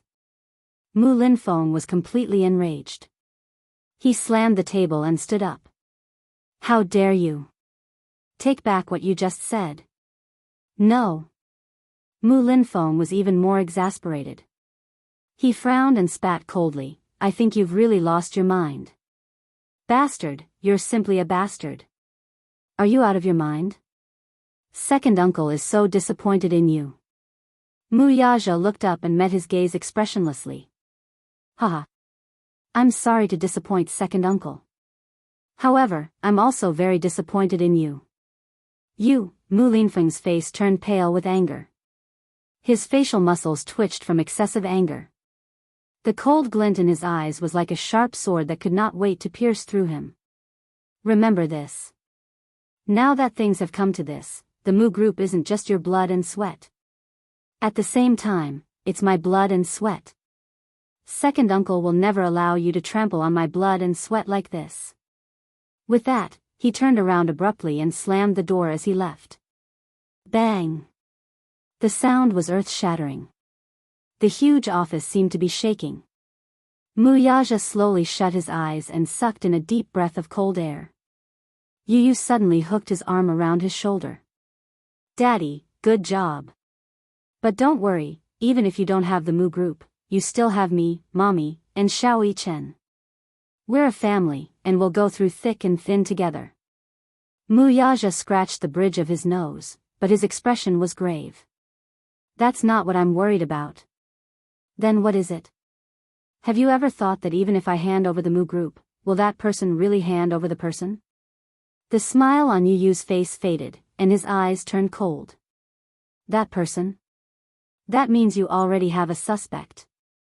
I think I know who he is. This person was probably the big fish that he had been waiting for all this time. The real culprit behind his mother's death. Haha. After so many years, they were still using such despicable methods. According to the news from the hospital, Grandpa was poisoned. If he hadn't been sent to the hospital in time, his life would have been in danger. And he was no stranger to this method. Back then, his mother had also been poisoned by someone and had been murdered. It was said that the poison in his grandfather's medicine was industrial sodium nitrite. It was a slow-acting poison. If a dose of 0.1 grams was added to the medicine every day, the patient would be poisoned and fall into a coma. In the end, the patient would go into shock and die. As for sodium nitrite, this term was not unfamiliar to him. His mother had also passed away due to sodium nitrite poisoning. After his mother passed away, he had no one to rely on in the Mu residence. For a period of time, he would only take a bite of each dish. The bowls and chopsticks used were all made of silver. Later on, Mu Lin Feng took her in. Mu Yaja walked to his desk, but his phone suddenly rang. Chairman Mu, Old Master Mu has passed the critical stage. At the Mu Group's private hospital. Mu Yaja and Yu rushed to the hospital. However, when the father and son entered the ward, Mu Yaja's expression suddenly froze when he saw the silent man sitting by the bed. Yu saw his strange expression and could not help but look at the middle-aged man. Chapter 1185. He said in a deep voice, "Yaja, you're here." Mu Yaja looked puzzled. "Fourth uncle, why are you here?" "I'm here to visit your grandpa." "Have a seat." Yu could not help holding Mu Yaja's hand tightly. Mu Yaja hugged him to his side and walked to the other side of the bed. He sat down and looked up to face his father. What followed was a long period of dead silence. Finally, it was the man who broke the silence. "Your grandpa's health is deteriorating." Mu Yaja's brows were knitted tightly from start to finish. His face was cold. He glanced at his face and suddenly smiled. "What's wrong? You seem to have something on your mind." "No." "Oh." Mu Lianjue gave another sinister smile as his gaze fell on the old man's pale face. Then, there was another long period of silence. It was as if a century had passed. He suddenly said, "Yaja, I think you have something to say to me, don't you?" Upon hearing this, Yu narrowed his eyes warily and raised his head to look at Mu Yaja, only to see the latter's deep gaze on him. It was as if a sharp sword was piercing through him. He composed himself and keenly noticed the slight change in Mu Yaja's expression. He abruptly turned his head and looked at the man with a sharp gaze. The atmosphere in the room was very delicate. Mu Yaja suddenly asked coldly, "Fourth uncle, how did you know that Grandpa's health has deteriorated?" "I only found out when the Mu family sent me the news." He. Mu Yaja went straight to the point. "Where is he?" Mu Lianjue frowned and looked at him suspiciously. "Yaja, what do you mean by this?" "I'm asking you." Mu Yaja's eyes glinted dangerously and chillingly. "Where is he?" Yu was startled and then looked at him suspiciously. Could it be? It's him? Mu Lianjue looked at Mu Yaja expressionlessly. He did not even look at Mu Yaja in the eye as he calmly leaned on his cane. "I don't know what you're talking about." "You understand." Mu Yaja leaned forward abruptly and grabbed Mu Lianjue's collar. Raising his hand, a pistol appeared in it. Abruptly, he pressed the muzzle of the gun against his forehead. Kacha, the cold and mechanical sound of the gun being loaded rang out, and the pitch-black muzzle continuously emitted cold air. "Where are they?" He. Mu Lianjue let the man grab him by the collar and let out a chilling laugh. Then, he burst into uncontrollable laughter. Ha ha ha. Mu Yaja looked at him expressionlessly without a change in his expression. "Yaja, it's not like you to be so angry." Mu Lianjue looked up with blatant provocation. "Are you trying to scare me?" He. "It's not like you don't know the consequences of shooting me. If I die, you'll have to collect my corpse, won't you?" Ha ha ha. "So, where are they?" Mu Yaja lost his patience. Mu Lianjue laughed sinisterly. Don't be anxious. I know what you want, and at the same time, you should know what I want too." Yu stood up nervously all of a sudden. Could it be that Mommy and Xiao Yichen are really in his hands? Mu Yaja's lips were cold as he pushed the man away with the gun. Mu Lianjue lost his balance and almost fell to the ground. Chapter 1186. The sudden commotion in the ward attracted the attention of Lisa, who was guarding outside the door. She pushed the door open and entered. Looking at the tense atmosphere in the ward, she could not help narrowing her eyes as her hand subconsciously reached for the holster on her waist. Yu swept a glance at her. She immediately walked to his side. Her expression was cold and she did not say a word. Mu Lianjue casually ordered, "Sit down." Mu Yaja's expression remained unchanged, but his eyes were cold. Mu Lianjue raised his head to look at him, but his voice suddenly froze. "Sit down." It was clear that he wanted to negotiate with him. Muyaja smirked and expressionlessly returned to his seat. No matter how hard he tried to restrain himself, however, his hands were still trembling uncontrollably. It was this man. The culprit who caused his mother's death. He narrowed his eyes dangerously. Back then, my mother's poisoning incident was also your doing? He. Mu Lianjue snorted, but his face did not change much. He calmly glanced at him from the corner of his eyes and cruelly spat out 2 words. That's right. Mu Yaja's face instantly tensed up like an icehouse, freezing everything within 10,000 feet. However, the man's next words almost made him lose control of his anger. It's not just your mother, your father's car accident back then was also my doing. Hearing this, Mu Yaja's eyes turned sharp. He abruptly raised his head and stared at the other with a chilling gaze. Almost gritting his teeth, he questioned, "What did you say?" "What? Are you very surprised? You should have heard what I said earlier very clearly." Mu Lianjue, however, did not show any fear on his face. Instead, he asked nonchalantly, "What? Do you really think that your father's car accident back then was purely an accident?" Mu Yaja's shoulders trembled slightly when he heard this. He closed his eyes deeply. When he was young, his father had a car accident and fell off a cliff, resulting in his death.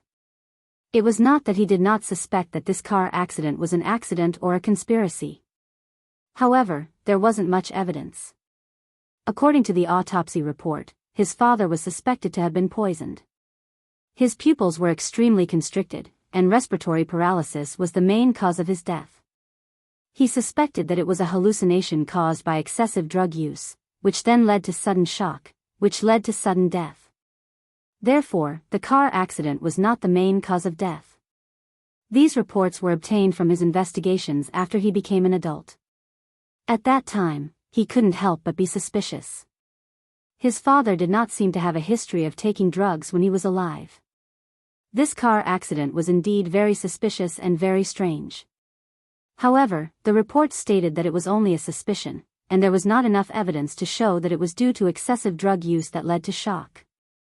He didn't expect that his father's death was also his doing. Mu Lianjue. Mu Yaja was nearly paralyzed by anger. He subconsciously tightened his grip on the gun, raised his hand, and aimed at him. His fingers trembled as he pulled the trigger. His eyes were completely bloodshot. Despite being pointed at by the gun, Mu Lianjue's face remained calm. It was as if he was certain that the man would not shoot him dead.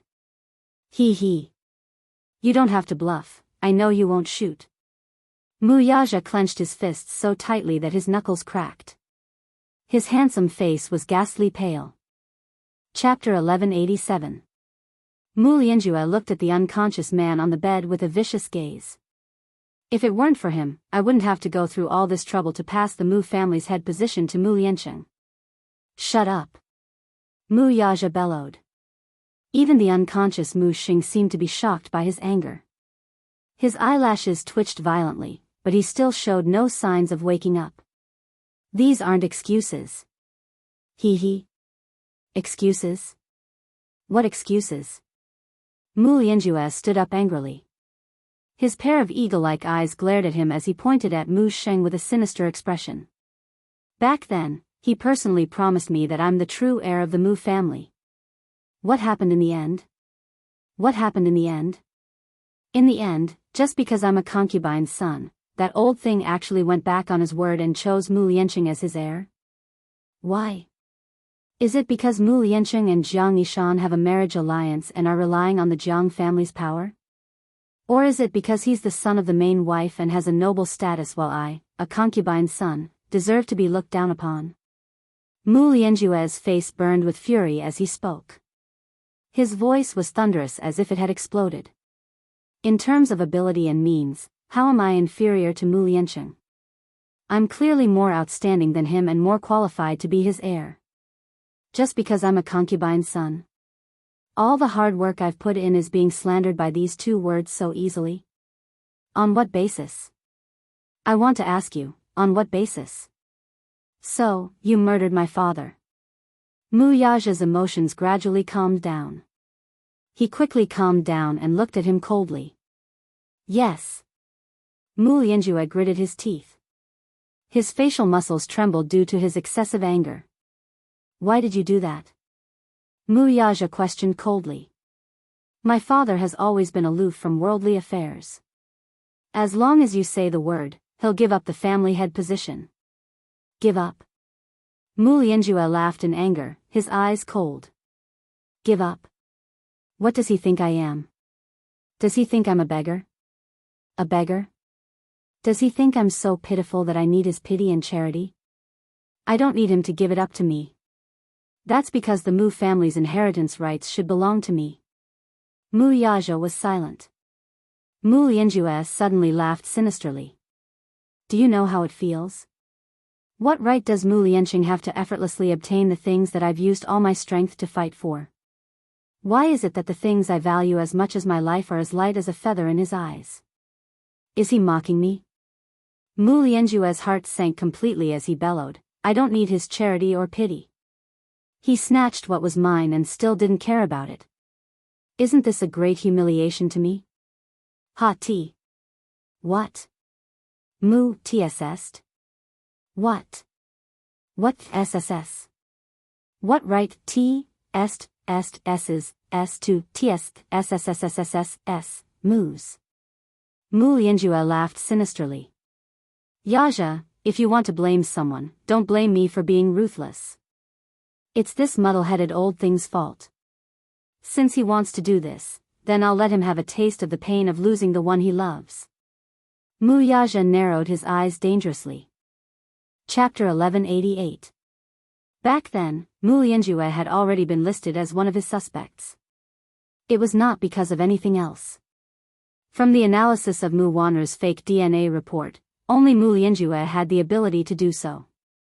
To be able to do it cleanly without leaving any traces behind. You were the one who tampered with Mu Wanru's DNA report too. Mu Yaja said in a low voice. However, this was not a question but a statement. Mu Lianjue glanced at him and coldly tugged at the corner of his lips. You already know. You're just using Mu Wanru to kill Grandpa like how you killed my mother back then, aren't you? Mu Yaja's handsome face was as cold as ice. His pair of cold eyes, in particular, were piercingly cold as they ruthlessly glared at him. Why did you do that? He. I want him to have a taste of what it feels like to have his loved ones destroyed one by one. It must be very painful. Mu Lianjue laughed sinisterly. Before this, the person Mu Xing valued the most was Mu Lianjue. The one he doted on the most was Mu Lianqing. His love went deep into his bones. Love the house, love its crow. He also doted on Jiang Yishan. Hence, he killed Mu Lianqing. He also plotted against Jiang Yishan. Even Mu Qingqing. There was also Mu Qingqing's biological daughter, Yun Shishir. He wanted to ruthlessly destroy the most important things in Mu Xing's heart one by one before his eyes and let him have a taste of this unbearable pain. What was more painful than torturing a person was torturing a person's heart. Mental torture was what truly destroyed the heavens and earth. This old thing's life is really tough. Still, this isn't bad either. I'll let him see with his own eyes how the Mu Empire, which he values the most, will be destroyed in his hands. The position of the Mu family's head should belong to me. If he doesn't give it to me, then even if I have to resort to unscrupulous means, I'll snatch it back. Yu Yu's chest heaved violently as she glared fiercely at him, her whole body trembling uncontrollably. Mu Lianjue paused for a moment to size up Mu Yaja's frosty eyes before sneering. He. Take a guess. If this old thing knew that he had always taken the thief as his daughter, and that Mu Wanru was not Mu Qingqing's biological daughter, he would have loved her dearly. However, Mu Qingqing's real flesh and blood had been destroyed by him. How painful must that have been? And when he learns that Yun Shishir is Mu Qingqing's real flesh and blood, how heartbroken will he be? On the bed, Mu Xing's turbid eyes widened. A deep voice sounded indifferently, What is going on? Mu Lianjue and Mu Yaja looked at the bed. Mu Xing struggled to prop himself up from the bed. His blurry eyes could not hide his anger. What do you mean by that? What happened to Lianqing? Were you the one who killed Ishan? Where was Qingqing? Could it be that Qingqing is also? As he spoke, his eyes turned bloodshot as he reached out to grab Mu Lianjue's arm. Mu Lianjue's eyes sharpened as he waved his hand to shake him off. Don't touch me with your hand. You. Hearing this, the old man was even more enraged. He had just passed the critical period and was feeling weak all over. His voice was hoarse. Did you kill Qingqing, too? Did you? Yes. His eyes widened. What? Back then, Mu Qingqing's car's brakes malfunctioned and it fell off the cliff because I tampered with her car. Chapter 1189. B** starred. Mu Xing bellowed with all his strength. His old eyes blurred as tears streamed down his cheeks. Fourth, why didn't I see your true face before? How could you be so heartless? Mu Lianjue calmly replied, I'm just giving you a taste of your own medicine.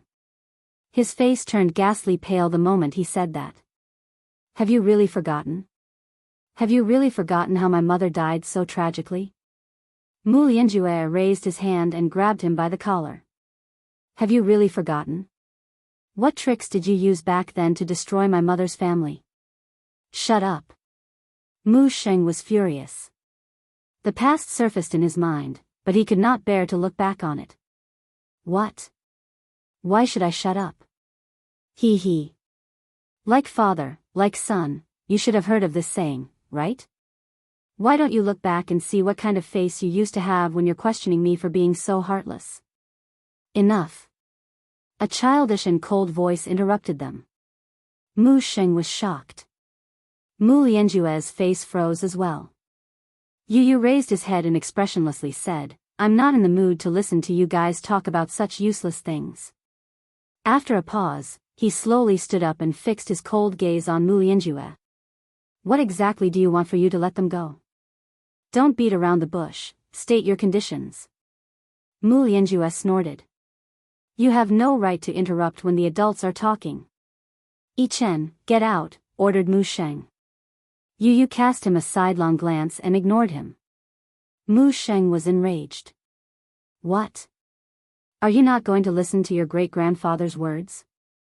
Old man, you should be clear that the person standing in front of you is not Mu Chen, Yu said expressionlessly. Clearly, he had no patience for him. Mu Sheng was stunned and then carefully sized him up. Yu raised his arrogant chin slightly and stood beside Mu Yaja. Dressed in simple casual clothes, he exuded an elegant yet cold aura from head to toe. Mu Sheng reacted quickly. This child was not Mu Chen. It was another child. Yin Tianyu? Mu Yaja put his arm around the boy's shoulders and suddenly said to Mu Lianjue coldly, let's negotiate. Mu Lianjue raised his head to look at him. You've held them hostage to threaten me. If that's the case, why don't you show your hand? You don't have to hide your ambitions. I don't have the patience to play games with you. Muzzzzz, SSSSSS. Mu Lianjue's lips curled coldly. I want the Mu Group's shares in your hands. He went straight to the point. Just as Mu Yaja had expected, the man was indeed eyeing the Mu Group shares in his hands. Hence, he did not show much surprise on his face. Hearing this, however, he was shocked by Mu Lianjue's ambition. Impudent? B***st**RD, what are you doing? It's none of your business. Shut up. Mu Lianjue snorted angrily. Mu Sheng was at a loss for words. His shoulders trembled uncontrollably as he was filled with anger.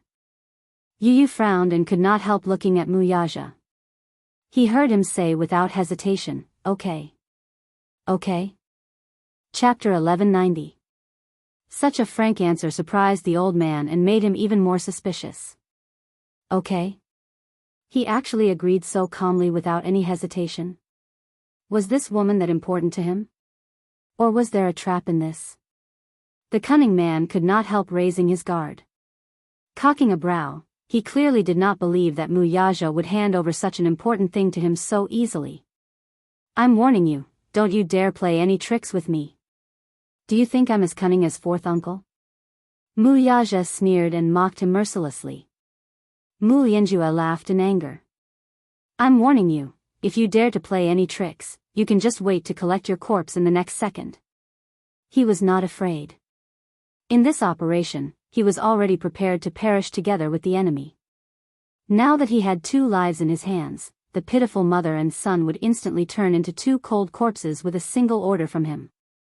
Muyaja coldly retorted, they're already in your hands. What tricks can I play with you? It's good that you know that. You have to be clear about this. As long as I give the order, both of them can forget about coming to you alive.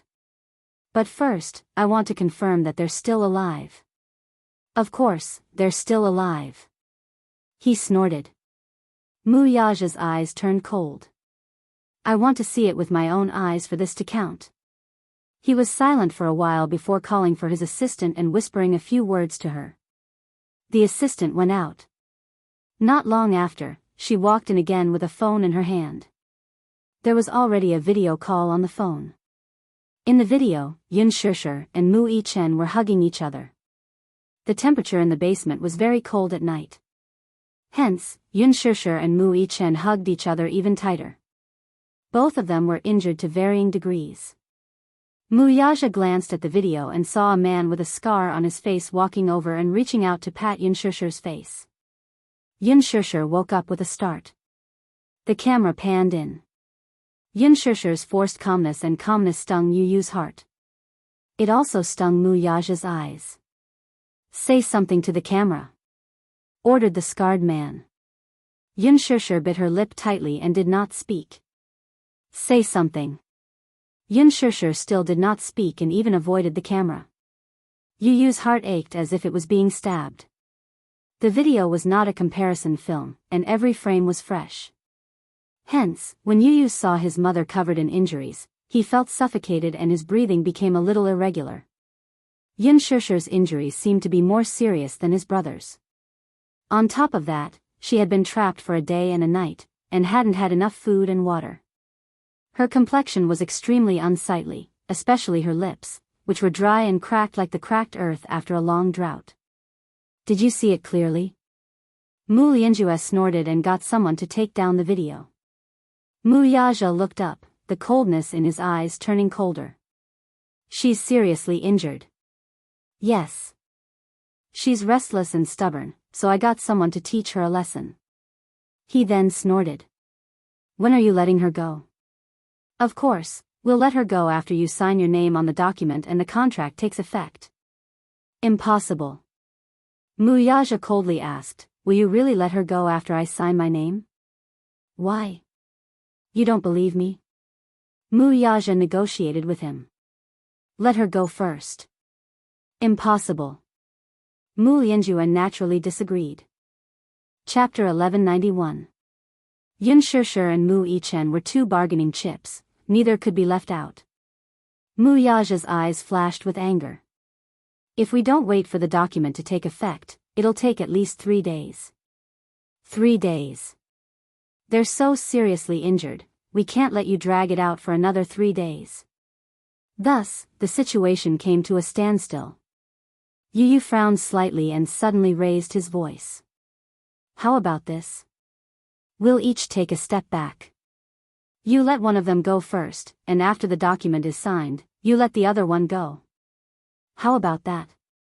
Mu Lianjue cocked a brow and sized him up with interest. In his heart, he was secretly surprised. At such a critical moment, this child could actually come up with a solution so calmly. Let one of them go first. What else? How can we believe that you'll let them go after the document is signed? By then, the document will be in your hands, and the Mu Empire will be under your name. What if you don't let them go? That's why our rights and interests must be protected.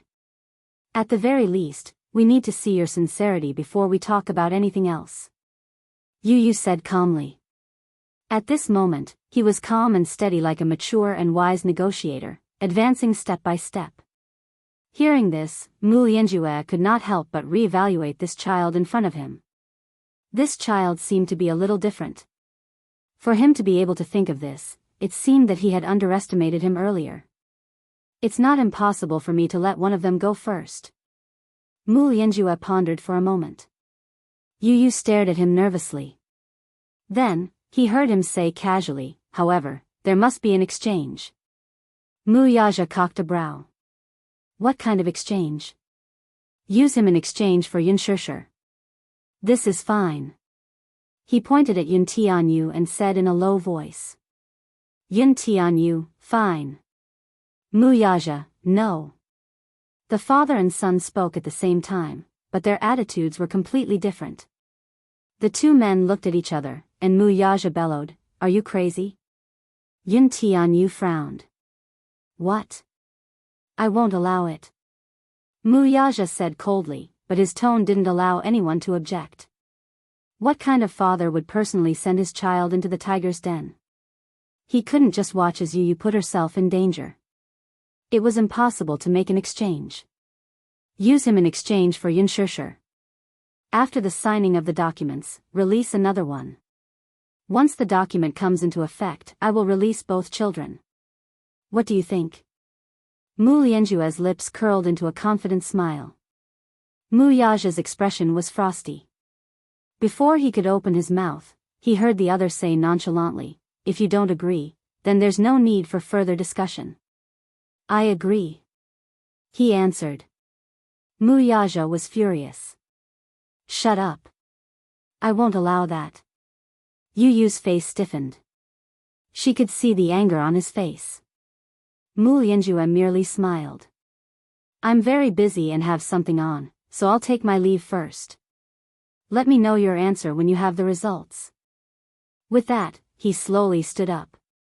The ward door opened, and he slowly left, surrounded by a group of bodyguards in suits.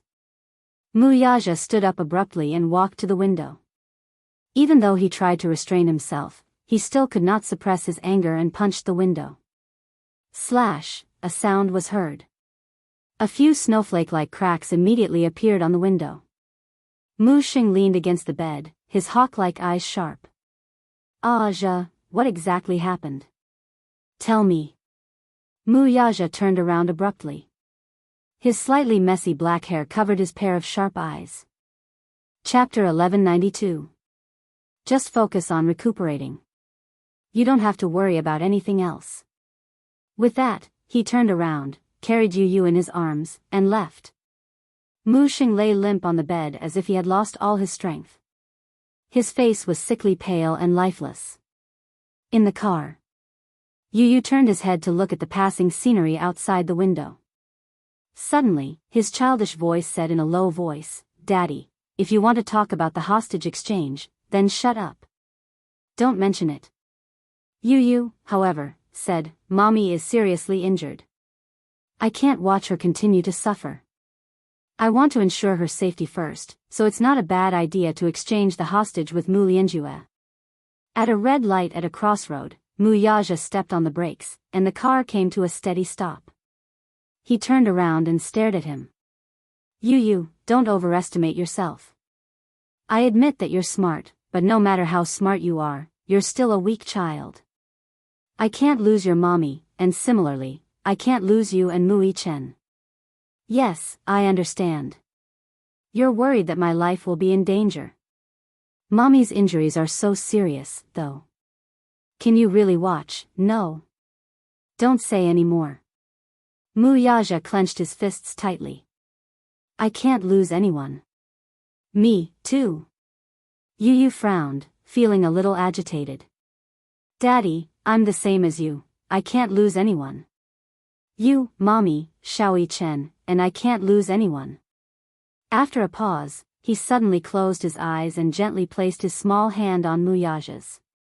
It was as if he was silently giving him strength. "Daddy, trust me, I know what I'm doing." Mu Yaja turned his gaze to him, but it was unfathomable. "How can I trust you? Trust that you won't be in danger?" The heartache in his eyes was so real and hot. Looking at him, Yun Tianyo's heart was deeply warmed by his gaze. He understood that his daddy was worried about him and felt sorry for him.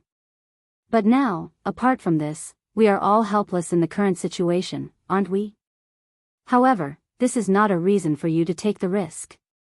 Yun Tianyu smiled all of a sudden, his lips curling into a slight arc. Daddy, please believe me this once. I promise you that not only will I not be in danger, but I will also bring Xiao Yichen back safe and sound. Our family will be reunited, okay? As he spoke, he leaned over slightly and whispered a few words into his ear, telling him his original plan in full. When Mu Yaja heard this, his face changed, and his brows furrowed in suspicion. Daddy, trust me.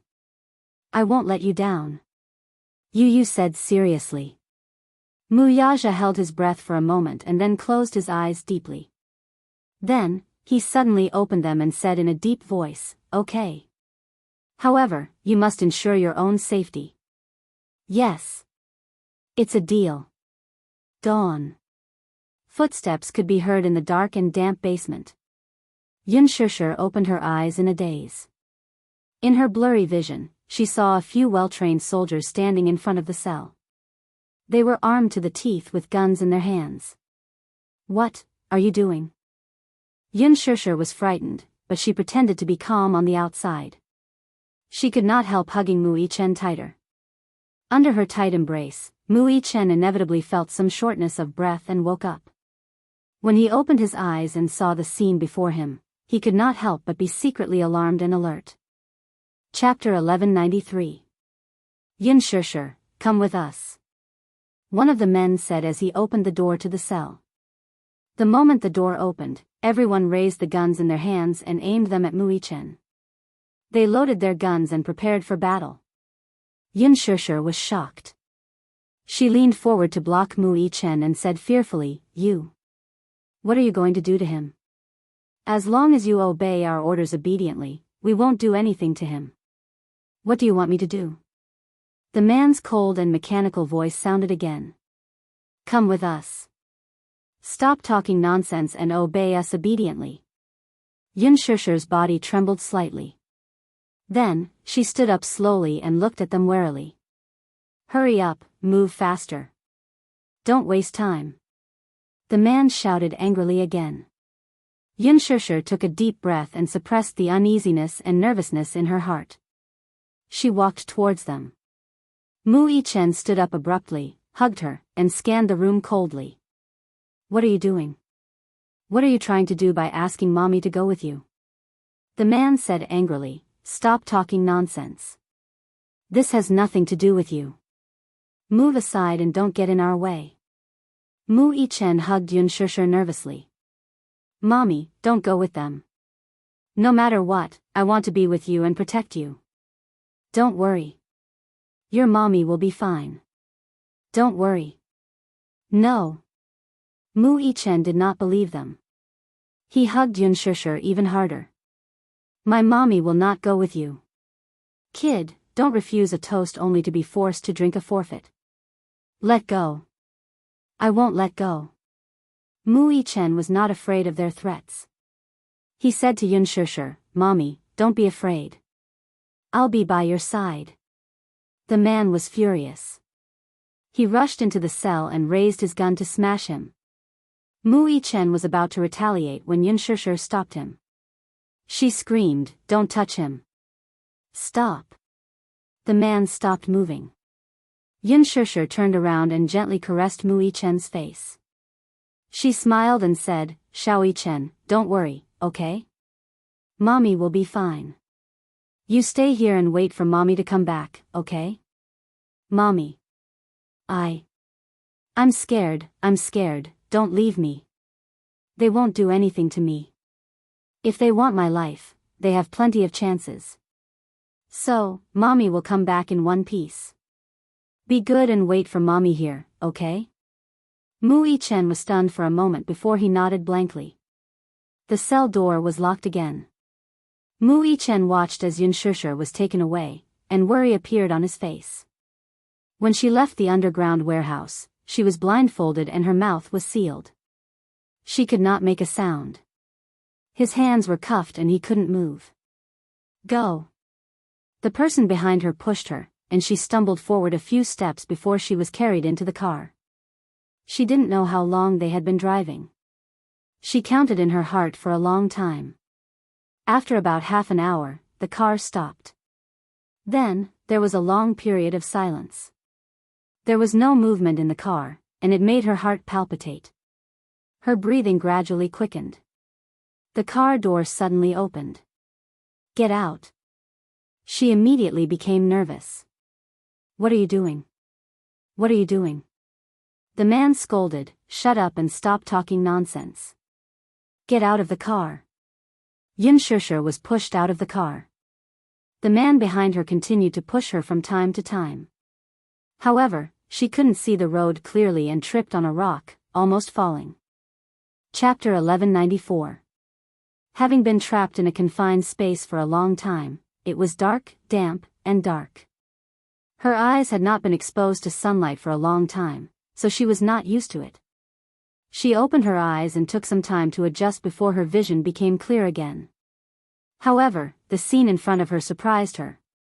Looking around, she saw that she was standing on a high slope. Being on high ground, she could see far away.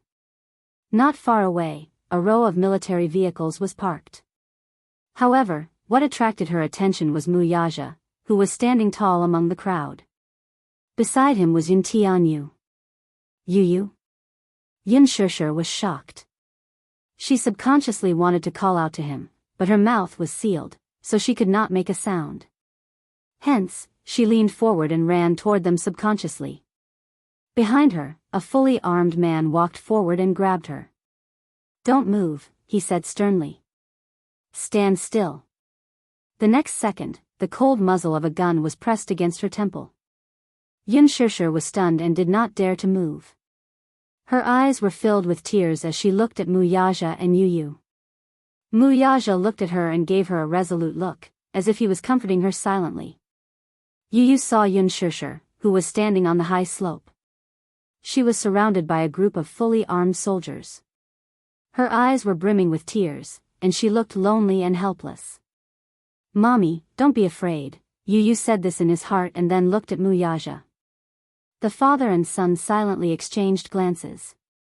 "Let's begin. Exchange hostages." Under the escort of Muyaja's men, Yu walked forward. The latter's men came forward and checked him from head to toe. Soon, their eyes locked on the watch on Yu's wrist. "What is this?" "This is just a watch." Yu pretended to be calm. "Take it off." Yu was stunned and did not react immediately. That person became even more suspicious and sternly said, "Take it off, do you hear me?" Yu remained motionless. Without another word, the man stepped forward and violently tore off his watch, throwing it far away. "Uncle, I'm still a child, please be gentle." "You're scaring me," Yu said weakly. Behind him, Muyaja was startled. "He's just a child. What do you mean by making things difficult for him?" Muyaja's voice was extremely cold. His gaze was dangerous, but it was a silent deterrent. With him around, the man's movements became gentler. Then, a group of people surrounded him and checked him from head to toe. Then, they took away all his mobile phones, communication devices, and even a button. He sneered inwardly. This group of people was quite professional. Not even a single button was spared. He had indeed installed a GPS chip in the button, but this group of people did not leave a single button untouched.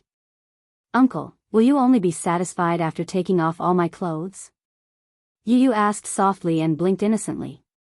That person snorted and ignored him. He then took out a pair of handcuffs and handcuffed his hands. Following that, he covered his eyes and pushed him. Yin Tianyu obediently followed them. At the same time, Yin Shusher was pushed over by the people on the other side. The two groups of people approached each other. Chapter 1195. Yin Tianyu obediently followed them.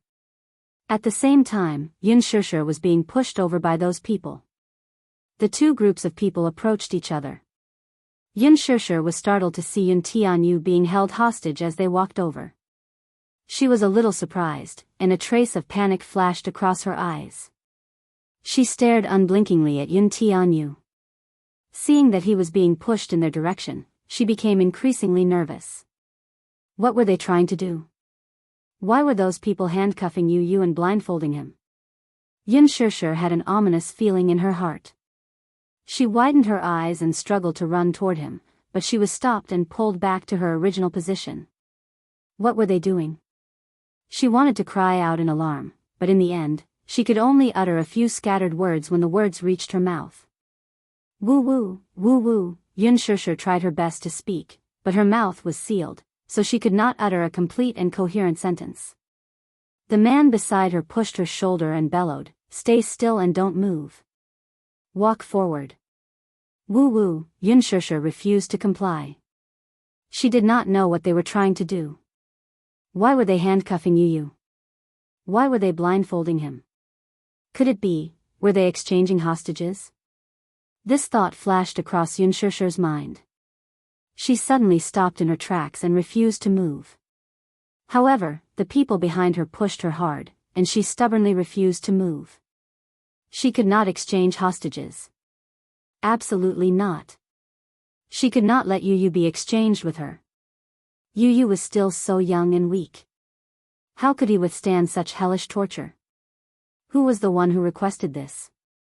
Was it Muyaja? As she thought of this, she turned to look at Muyaja abruptly. Her eyes flashed with anger, followed by disbelief.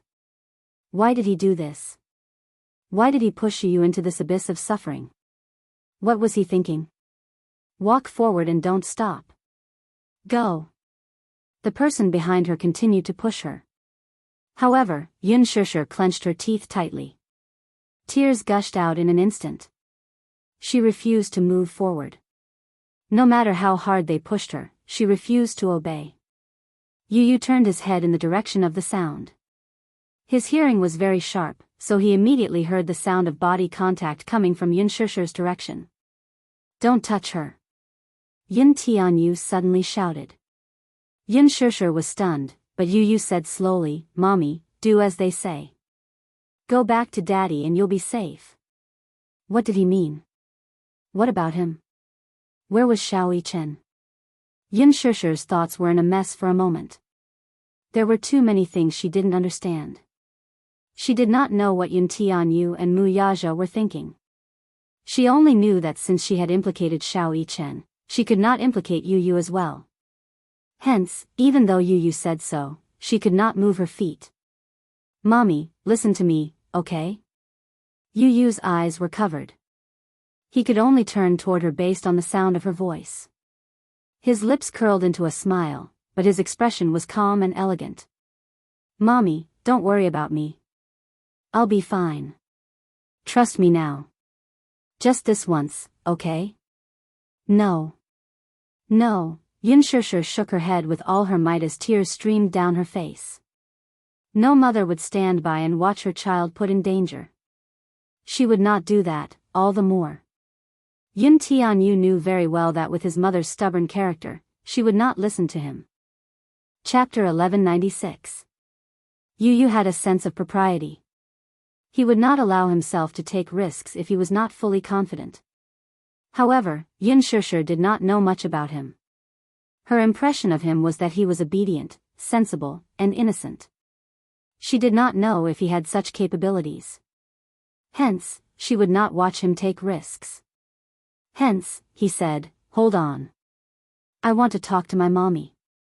"No." The man beside him rejected his request expressionlessly. "Why not?" Yu pretended to be aggrieved and frightened. "I can't even say a few words." "Are you afraid that we'll play some tricks?" That person did not speak.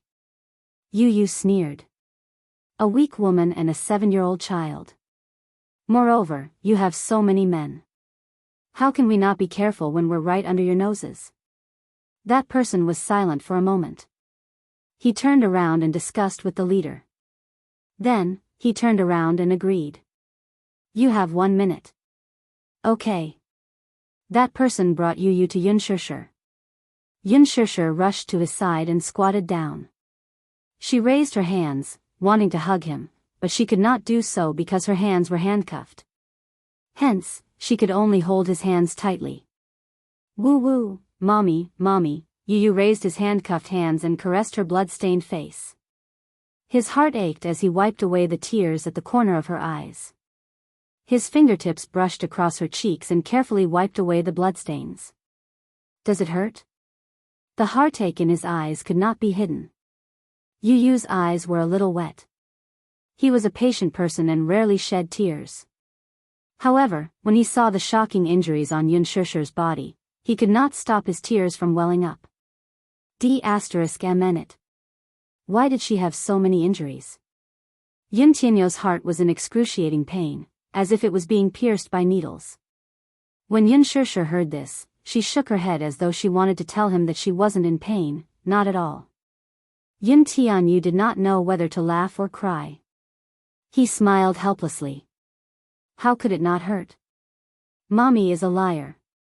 She must be in a lot of pain with so many injuries. Pausing for a moment, a chilling glint flashed across his eyes. Hatred as sharp as a knife flashed across his eyes.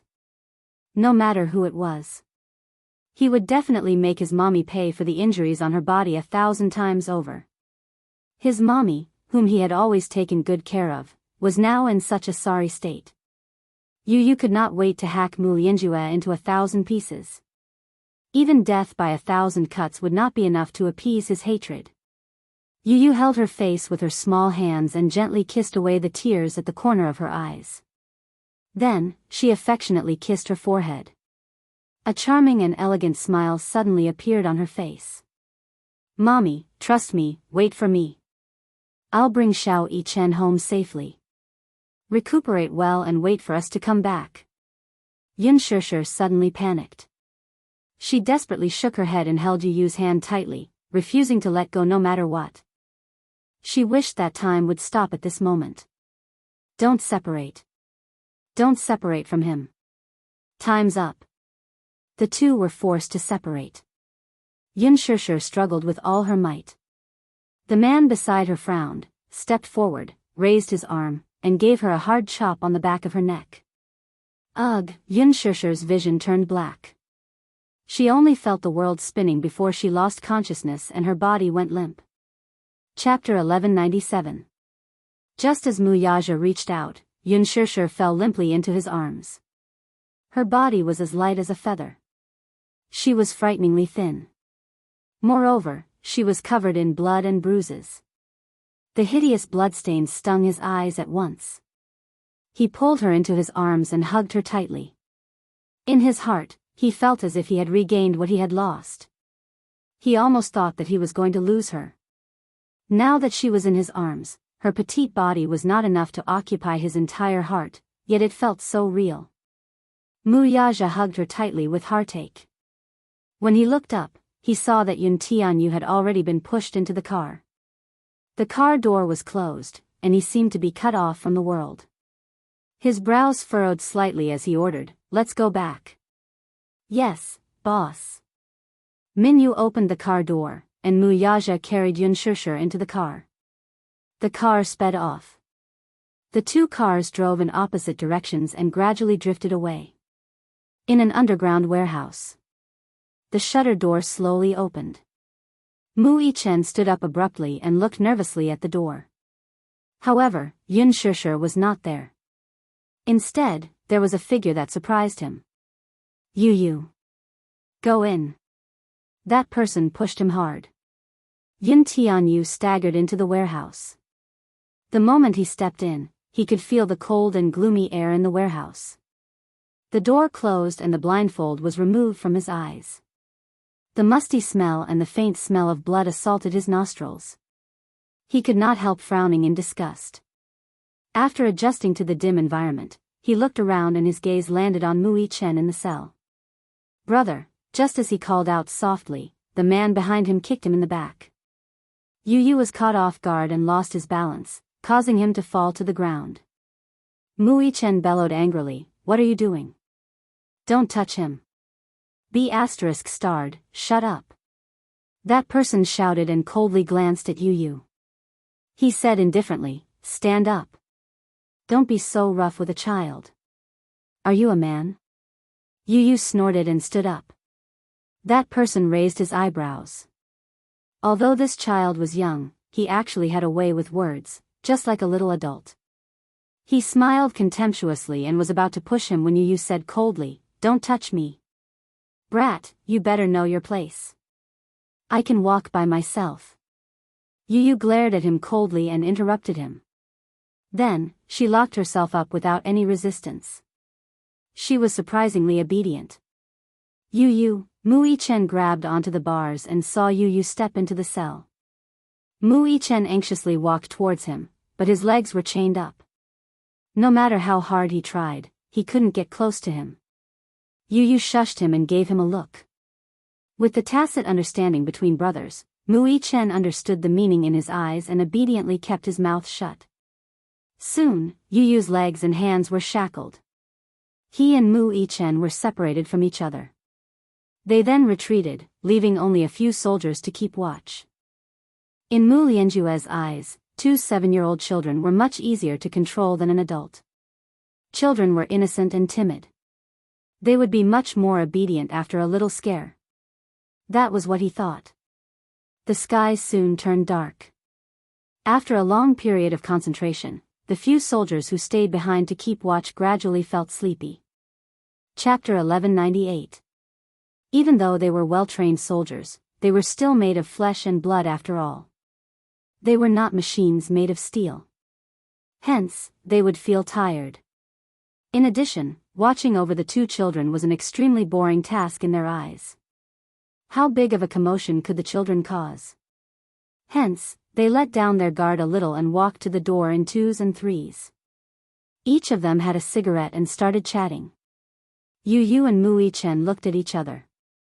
Mu Yichen had rested his eyes last night and his condition had improved. During the day, the scar-faced man had fed him a bowl of porridge. Hence, he had regained some of his strength. He had been training in the special training camp since he was young. Hence, his physical strength was amazing. Especially his recovery speed, it was jaw-dropping. Although he was seriously injured, most of them were external injuries. There were no injuries to his tendons or bones. At most, it was just some physical pain. He did not care about it at all. Yu sized him up. Seeing that he was injured all over, he frowned with pity. "Brother, does it hurt?" Mu Yichen was stunned. This was not the first time Yu had called him brother. However, this time, it was different from before. There was a rare tenderness and pity in Yu's eyes. He did not even try to hide the heartache in his eyes. Mu Yichen felt a warmth in his heart. His thin lips curled up, but he did not mind. "It doesn't hurt. It's just a small injury." Yu's gaze changed, but he doubted his words. "Small injury? I've suffered more serious injuries in the past. Don't worry about me." Mu Yichen comforted him gently. Yu felt a stab in his heart. He didn't know if he was putting on an act to comfort him and not make him worry, or if these injuries were really just minor injuries to him. However, these injuries were not on his body. He could not sympathize with them. He just could not bear to see him in tattered clothes. He felt an inexplicable sense of guilt in his heart. Because between him and his mommy, he chose to protect his mommy first. Yu had a complicated expression on her face as she thought of this. Mu Yichen saw the strange look in his eyes, as if he was blaming himself. Worried, he asked, "What's wrong?" "Nothing. What's going on?" Mu Yichen lowered his voice and asked, "Where's mommy?" Daddy offered to release one person, but Mu Lianjue refused, so the 2 sides exchanged hostages. "Mommy is safe now." As soon as Yu finished speaking, Mu Yichen finally felt relieved. He let out a long sigh of relief. "That's great." Yu was shocked. "You don't blame me?" "Why should I blame you?" Mu Yichen looked at him in confusion.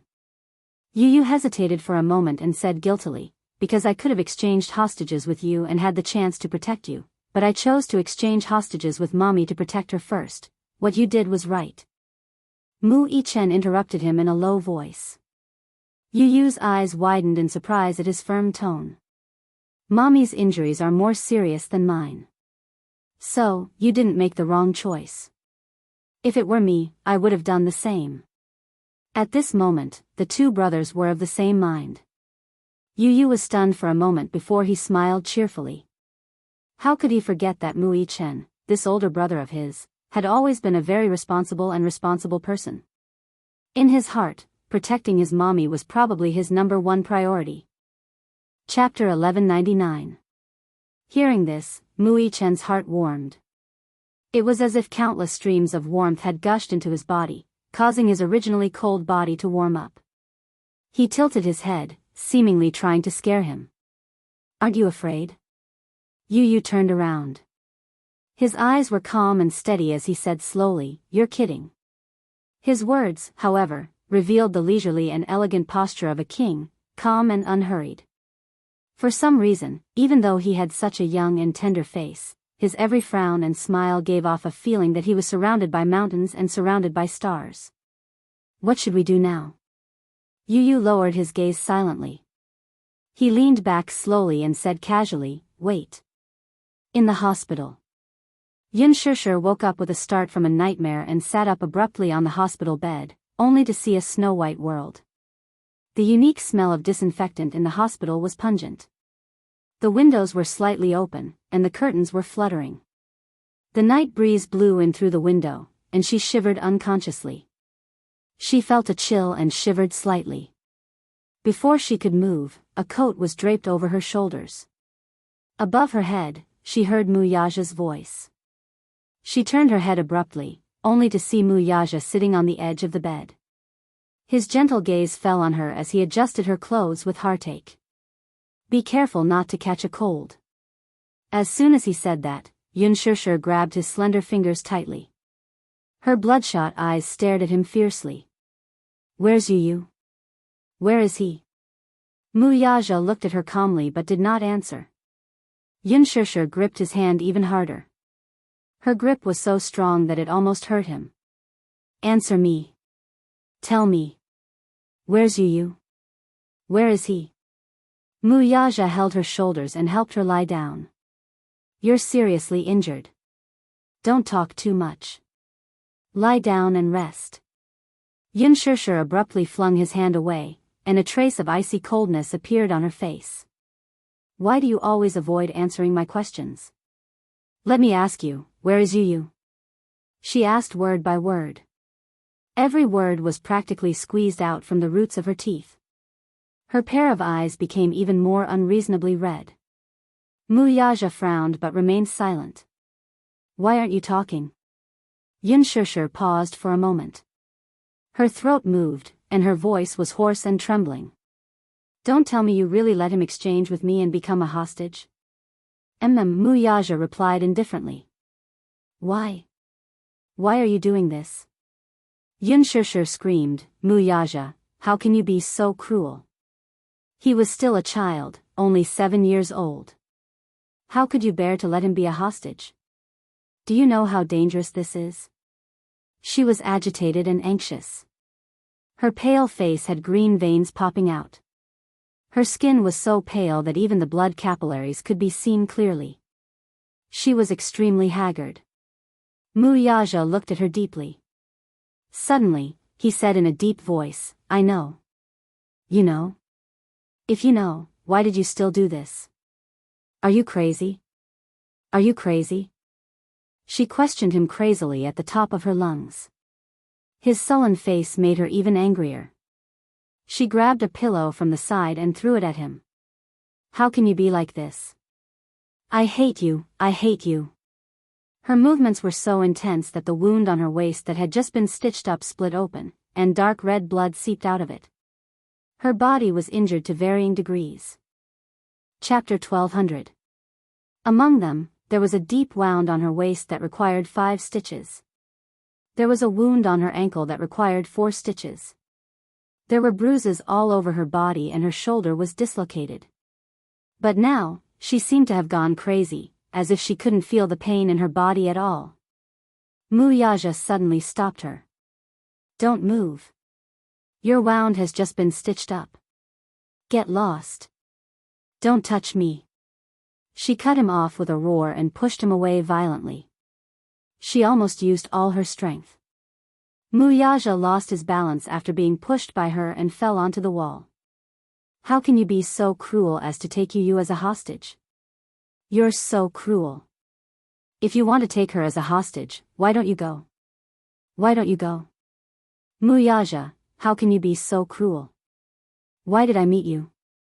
You bring me more danger, more harm, more nightmares. Why? She blurted out the question unconsciously. Even Yunshusher was taken aback when she yelled this out. It seemed that those words were a little too much. Muyaja's face was still as calm as before. After a long silence, he helplessly tugged at his lips and looked down tiredly. Yunshusher also realized how hurtful her words were. But once the words were said, it was like spilled water that couldn't be taken back. She suddenly fell silent, lowered her head, and clutched the bedsheets tightly. Her tears dripped onto the white bedsheets, leaving faint traces. Self-reproach, guilt, worry, heartache, all of them came to her mind.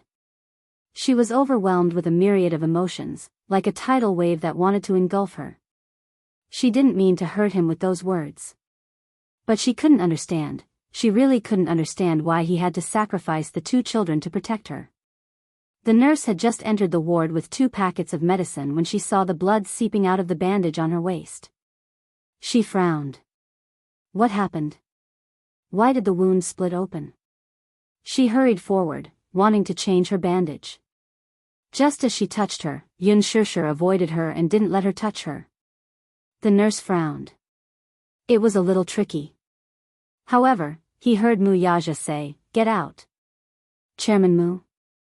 The nurse looked shocked and explained, "The patient's wound has split open. I'll change it for her, get out." He said coldly again. She naturally did not dare to object to his orders. She hurriedly put down the medicine in her hand and left. Muyaja sat back down on the bed and reached out to touch the gauze around her waist. Yunshusher dodged again, obviously unwilling to be touched by him. Don't be willful. He looked up and said in a low voice. Yunshusher's eyes widened in shock. Just as she was about to speak, she heard him say in a deep voice, "If possible, even if I have to exchange my life for it, I will never let him take the risk." As soon as he finished speaking, Yunshusher's eyes trembled, and her heart instantly collapsed. Muyaja looked up, his lips stiff and cold. He didn't agree to it at first. However, Yu stubbornly asked him to believe him. Fine, then he would believe him. He believed that his son could confidently promise him that he would bring Xiao Yichen back to his side safely. Then, he would believe him. However, Yunshusher didn't know about his plan. She was still a little angry with him and was a little resistant to his actions. Muyaja frowned and caressed her face gently. Don't avoid me, okay? After I change your bandage, lie down quietly. I won't touch you. There was a hint of pleading in his words. Without a doubt, he was lowering himself to plead with her, putting down all his pride. Chapter 12:01. Only then did Muyaja heave a sigh of relief. He untied the gauze and reapplied the ointment. His movements were extremely serious and gentle, and his technique was also very professional.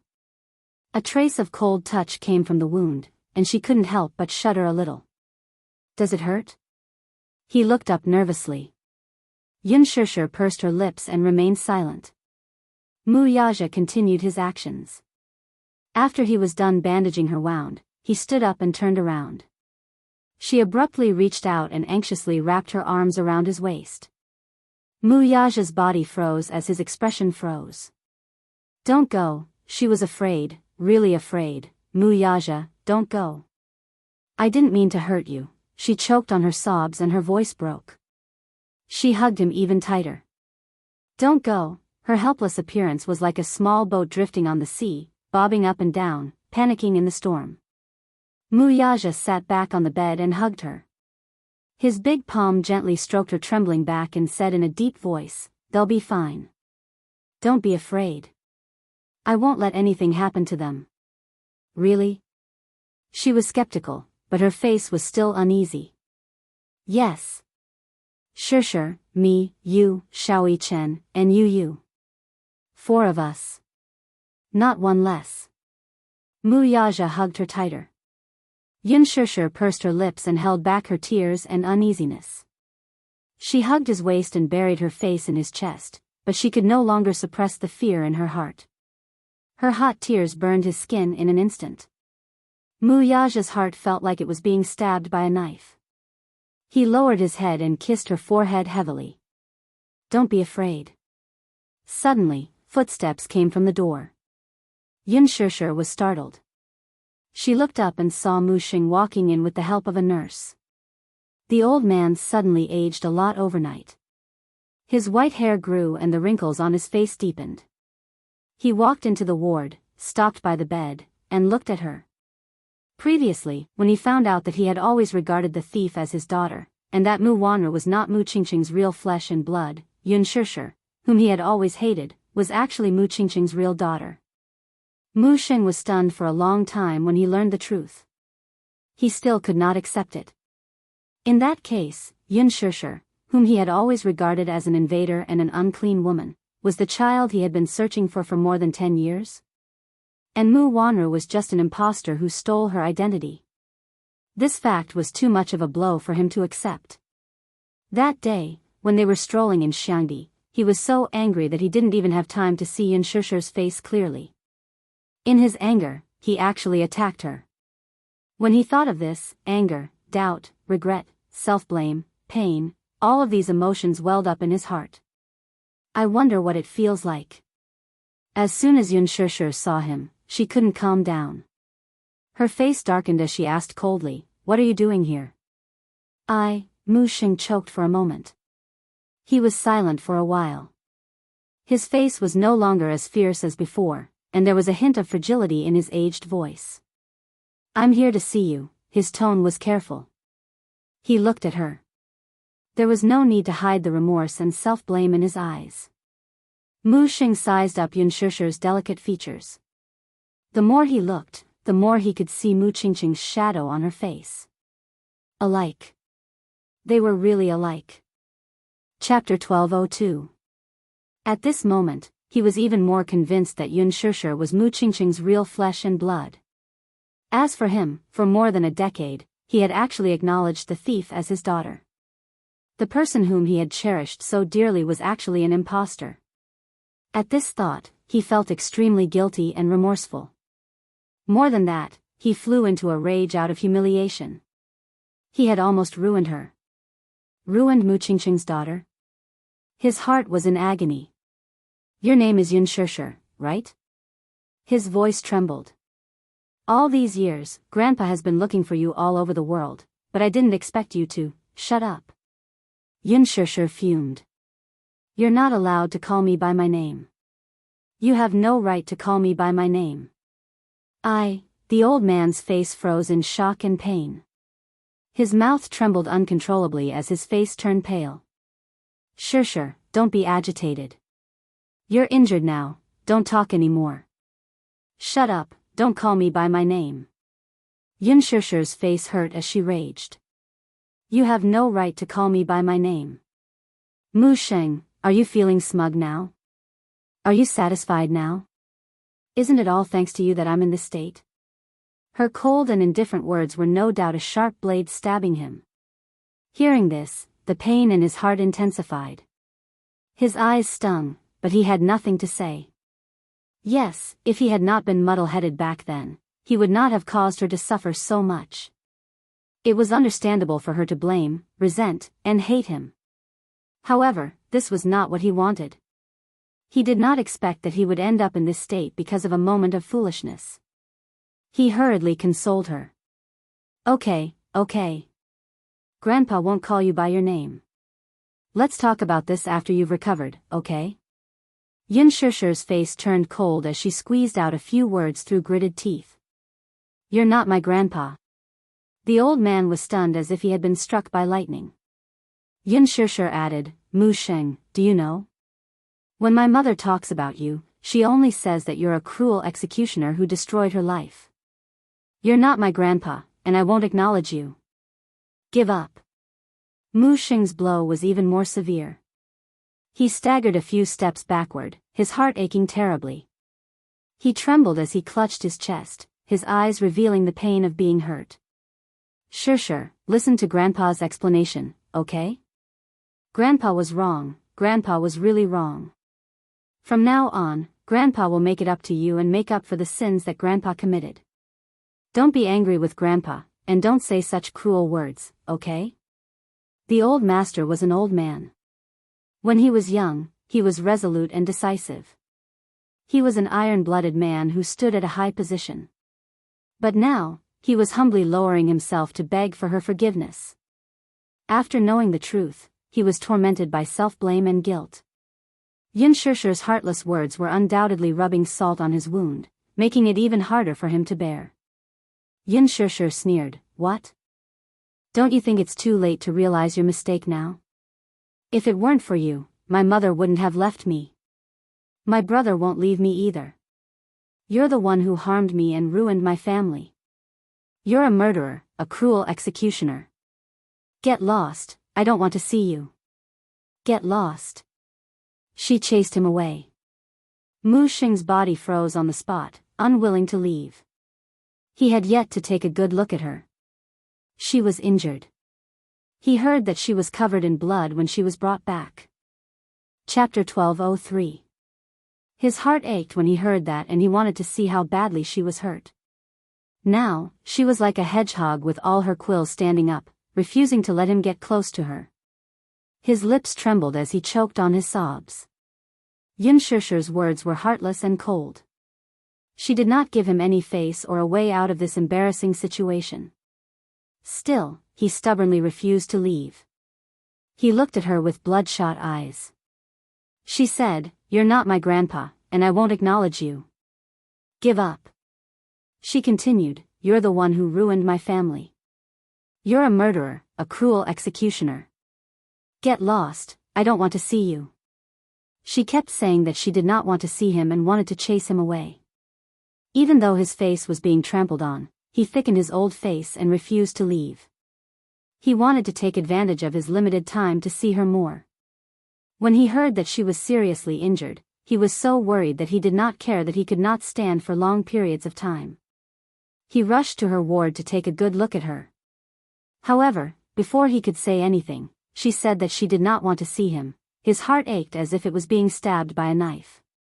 However, in this situation, he could not blame her or anyone else. He was the one who was muddle-headed and did something stupid. He was too self-righteous, and in the end, he overreached himself and made things so out of hand. It was reasonable that she did not want to see him. Sure, Grandpa." When he sensed Yin Shishir's piercing gaze on him, he immediately changed his words to prevent her from losing control of her emotions. "I really didn't expect things to turn out like this. If I'd known, I really wouldn't have made such a mistake. I'm old and muddle-headed. I've let you and your mother down. I'm not asking you to forgive me, but don't chase me away. Let me see you more, okay? Let me take a few more looks at you." As he spoke, his emotions were on the verge of breaking down. His voice was so hoarse that it sounded as if it was mixed with gravel. He choked on his sobs. "I'm afraid. I don't have much time left. My body is getting weaker and weaker. Every day I live is a day less. I can't take it lying down if I don't take a good look at you. You can scold me, you can do whatever you want, but don't chase me away. I'll stand far away and not make any noise. I'll just watch you like this. That's fine too." After a series of sincere pleas, this superior who had been able to call the wind and summon the rain all his life put down all his arrogance in front of her. His dim eyes looked at her emotionally, as if countless tears would burst out from his eyes in the next second. Yin Shishir, however, remained expressionless from the beginning to the end. She didn't look at him, as if she didn't hear his pleas. She was not in the mood to listen to anything he had to say. Her heart was filled with the safety of the two little fellows. How could she care about anything else? Scram. I don't want to see you. I don't want to see you for the rest of my life. Yun Shishir's voice was cold again, but she didn't leave any room for negotiation as she ordered him to leave. Mu Xing's heart skipped a beat when he heard this. He opened his mouth, wanting to say something, but when he caught a glimpse of her cold expression, he stopped abruptly. Afraid of angering her, he let out a long sigh helplessly. He was on the verge of tears. Really, he felt a little helpless. He didn't know how to make up for the mistakes he had made, and he didn't know how to bridge the gap between them. He was old and muddle-headed. Chapter 1204. At this moment, the person standing in front of him was no longer the domineering Mu family's head, Mu Sheng. He was just a pitiful old man. He was not heartless enough to make things difficult for a pitiful old man. Hence, he said, "Grandpa, return to the ward first. Shishir is in a bad mood. Let's put this matter aside for now." "Okay. Okay. Ah, you keep her company." Mu Xing lamented in his heart. He looked at her longingly before he left with the help of others. After leaving the ward, he stood outside the door. Tears of regret overflowed from his eyes. He raised his old hand and slowly wiped them away. "Master Mu, let's return to the ward, okay?" The nurse, who was watching from the side, patiently persuaded him. Mu Xing's body trembled uncontrollably. When love became a sin, it was no longer a form of sustenance but a burden. It was a dead end, and there was no way to salvage it. Even if it was an unintentional mistake, sometimes, no mistake could be forgiven. The dispute of 3 generations, could it be that in his lifetime, he would not be able to draw an end to it? Yes, it was his fault, and he was willing to bear it. But he had to give him a chance. In the ward, Yun Shishir clutched the blanket tightly. No matter how hard she tried to restrain herself, one could vaguely see from her trembling fingertips that she could not calm down. Looking at Mu Sheng, she was reminded of those nightmarish memories. Scenes flashed before her eyes like a merry-go-round. Every frame of the video was shocking to the eye. She hated how strong her memory was.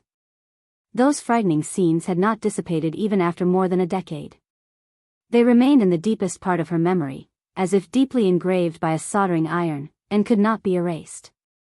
That year, when she was 9, she tasted despair for the first time. She could have had an ordinary life, with a mother who loved her and a cute little brother. She also thought that the days would pass by peacefully. However, she really did not know which came first, tomorrow or the accident. What came earlier than tomorrow was an accident. Clearly, this accident should not have happened. If not for that accident, she should be very happy now, right? She knew that she shouldn't be so stubborn on this issue. But even after being stuck in a dead end for more than 10 years, he still couldn't figure out this problem. Mu Yaja sat on the edge of the bed and watched her trembling body from uneasiness and fear. His heart ached as he held her in his arms. Yun Shishir hugged him back. She had placed almost all of her dependence on him. "It hurts," Yun Shishir said in a low voice. Her throat was hoarse and choked with sobs. Mu Yaja tensed up and asked with a frown, "Where does it hurt?" He thought that one of her wounds was hurting again. However, he did not expect that she would lead his hand to her heart. This place, Mu Yaja was stunned. "I feel a little suffocated. Given time, the injuries on his body would heal." However, there were some things from the past that clearly did not leave any wounds, but it was like a thorn in his heart. Every time he breathed, he would feel a faint pain. She could not forgive him. It wasn't that she was cold-hearted. Chapter 1205. She hated him. Every low point in her life had something to do with him. Therefore, she could not force herself to forgive a sinner. Gong Jia had a physically and mentally exhausting dream. In his dream, he could vaguely see the scenery outside the window flashing by. It was so fast that he wondered if he was sitting in a car or on a rocket. It was so fast that his heart was in a mess. Every sharp turn on the mountain road, the friction between the tires and the ground was accompanied by smoke rising in spirals. He grabbed his seatbelt in fear and turned around. Through the rear window of the car, he could see rows after rows of black cars chasing after them relentlessly. Young and ignorant, he had no idea what was going on. He only knew that the car was going very fast, so fast that his heart felt like it was going to jump out of his chest. "Mommy, I'm scared," he shouted nervously. Mu Qingqing gripped the steering wheel nervously and stared straight ahead. In this tense moment, she could not care less about comforting the two frightened children. "Don't be scared. Big sister is here. Big sister will protect you." In the front passenger seat, a girl who looked similar to him turned around and looked at him gently. Even though she was also scared, she still pretended to be calm and comforted him. "Big sister, I'm scared. Are we going to die? Don't say such things. We'll be fine. Don't be scared." He swallowed with difficulty and said in a weak and helpless voice, "Mommy, I'm scared." "Slow down. Slow down. Slow down." As soon as he finished speaking, he stared blankly at the cliff in front of the car, which was surrounded by a fence. He covered his eyes in fear. Then, he heard the screeching sound of brakes. The brakes are not working. Ah! Accompanied by an ear-piercing scream, the car broke through the fence and rushed out of the cliff. The car lost control and flipped down the mountain. The world spun and his little body was knocked around in the car. Then, he fainted. When he opened his eyes, he saw his sister dragging his body and trying to pull him out of the car. He wanted to struggle, but to his horror, he found that his arm was twisted at a strange angle, as if a bone was broken. He was so scared that his face turned pale, and a few intermittent sobs came out of his throat. At that time, he actually didn't feel any pain, and he only felt that his senses were muddled and his consciousness was in chaos. In her blurred vision, she could only see her sister's strenuous expression. Then, he saw a strange movement from the corner of his eye. He saw Mu Qingqing in the driver's seat, her face covered in blood. "Mommy," just as he reached out his hand. In the next second, there was a boom, the car burst into flames, and a heat wave swept over them like an avalanche. The flames soared to the sky. The whole car was ablaze. The huge fire instantly engulfed Mu Qingqing's figure. His eyes were bloodshot as he stared at the scene in front of him in disbelief. "Mommy," in the hotel, Gong Jie suddenly woke up from his dream and sat up. His handsome face was pale with lingering fear. The moment he opened his eyes, he realized that it was a dream. It was that nightmare again. It had been repeated countless times over the past decade. Every time, the scene of his mother being devoured by the scourge from more than 10 years ago repeated itself. "Young Master Gong, did you have another nightmare?" Chapter 1206. The girl was dressed in a tight-fitting camouflage uniform with a bulletproof vest draped over it. Nevertheless, her curvaceous figure was still on full display. The trident on the belt at the back of her waist shone with a subtle luster, while the desert eagle, which gave off a cold gleam, was quietly buckled on the far left, ready to be used at any time. Her two slender legs were tightly wrapped in an ocean camouflage scarf.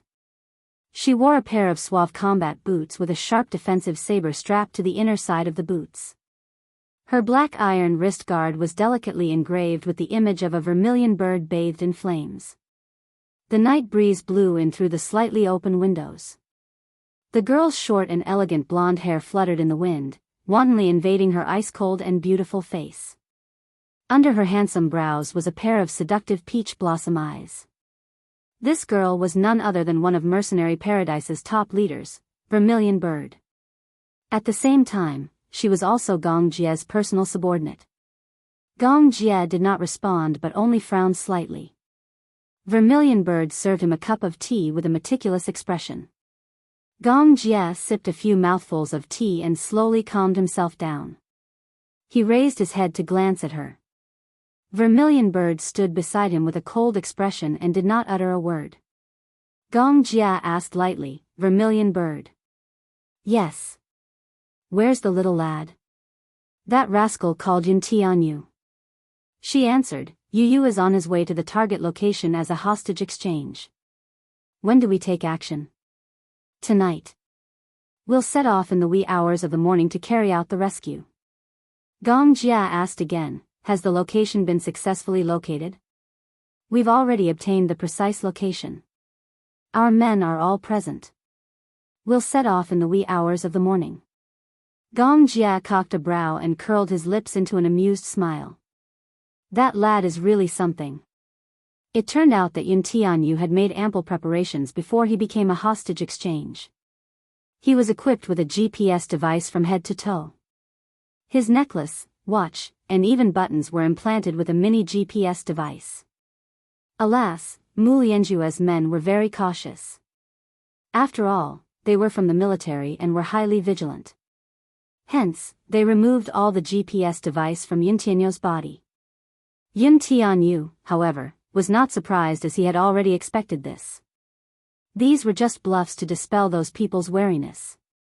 Earlier, when Yun Tianyu returned from the Mu residence, while treating his wound, he instructed a doctor whom he had worked with to implant a nano-positioning chip into the skin of his shoulder. This nanochip was a super chip that he had developed.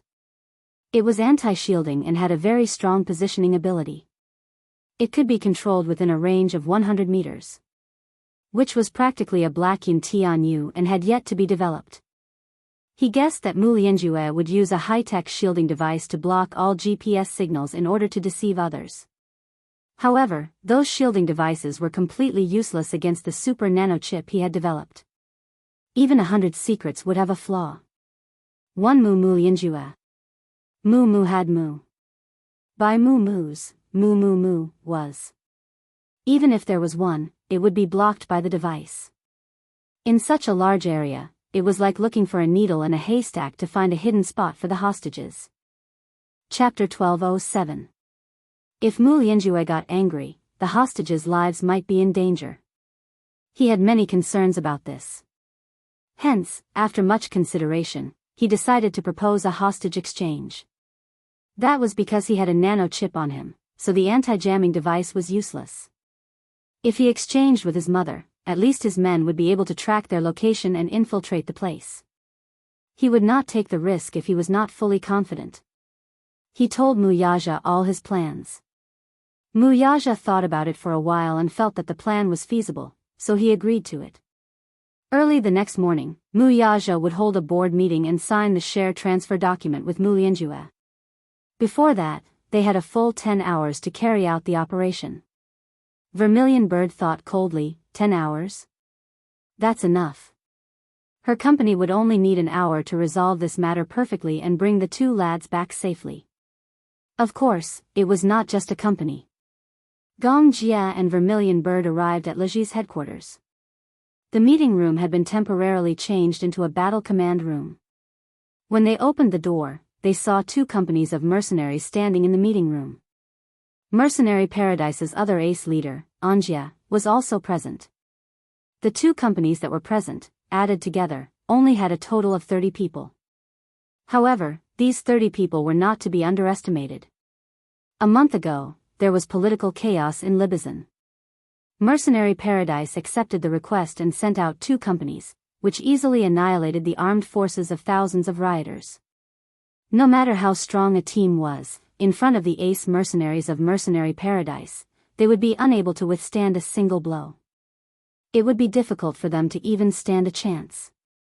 This was also one of the reasons why Mercenary Paradise had been the leader of the mercenary groups for the past 10 years, with no one able to shake their position. Vermilion Bird clapped her hands and walked to the conference table to gather everyone. She then simply assigned the operation plan. Anjia was in a camouflage uniform, but his handsome face was full of unruly contempt. In fact, as one of the 4 ace leaders of Mercenary Paradise, he was undoubtedly powerful. It was just that this operation was not difficult and did not require him to be involved. However, in order to ensure that nothing went wrong, he was also assigned to the operations department to participate in the plan. He crossed his arms and leaned against the door. His face was expressionless as he held a cigarette in his mouth. He looked frivolous and frivolous. After announcing the plan, the Vermilion Bird coldly shouted, "Is everything ready?" "Ready. Move out." On the side, Lisa stood up quietly.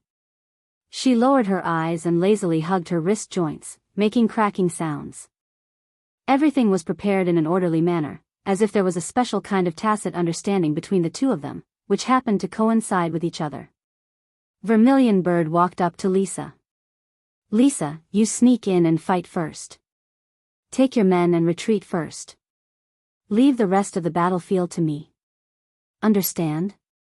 Lisa curled her lips in silence. She did not respond, but gave her an understanding look. Vermilion Bird had sent Lisa to lead the infiltration because she believed in her combat ability. Gong Jia walked into the CEO's office. The moment he opened the door, the room was empty. The CEO's office was designed according to Yu Yu's design. However, it was always used by Li Hanlin. Usually, Yu Yu worked in his study. It was not until recently that he moved his office to the CEO's office. Gong Jia walked to the bookcase. It was a row of reference books. Chapter 1208. He casually picked up an English reference book and flipped to the first page.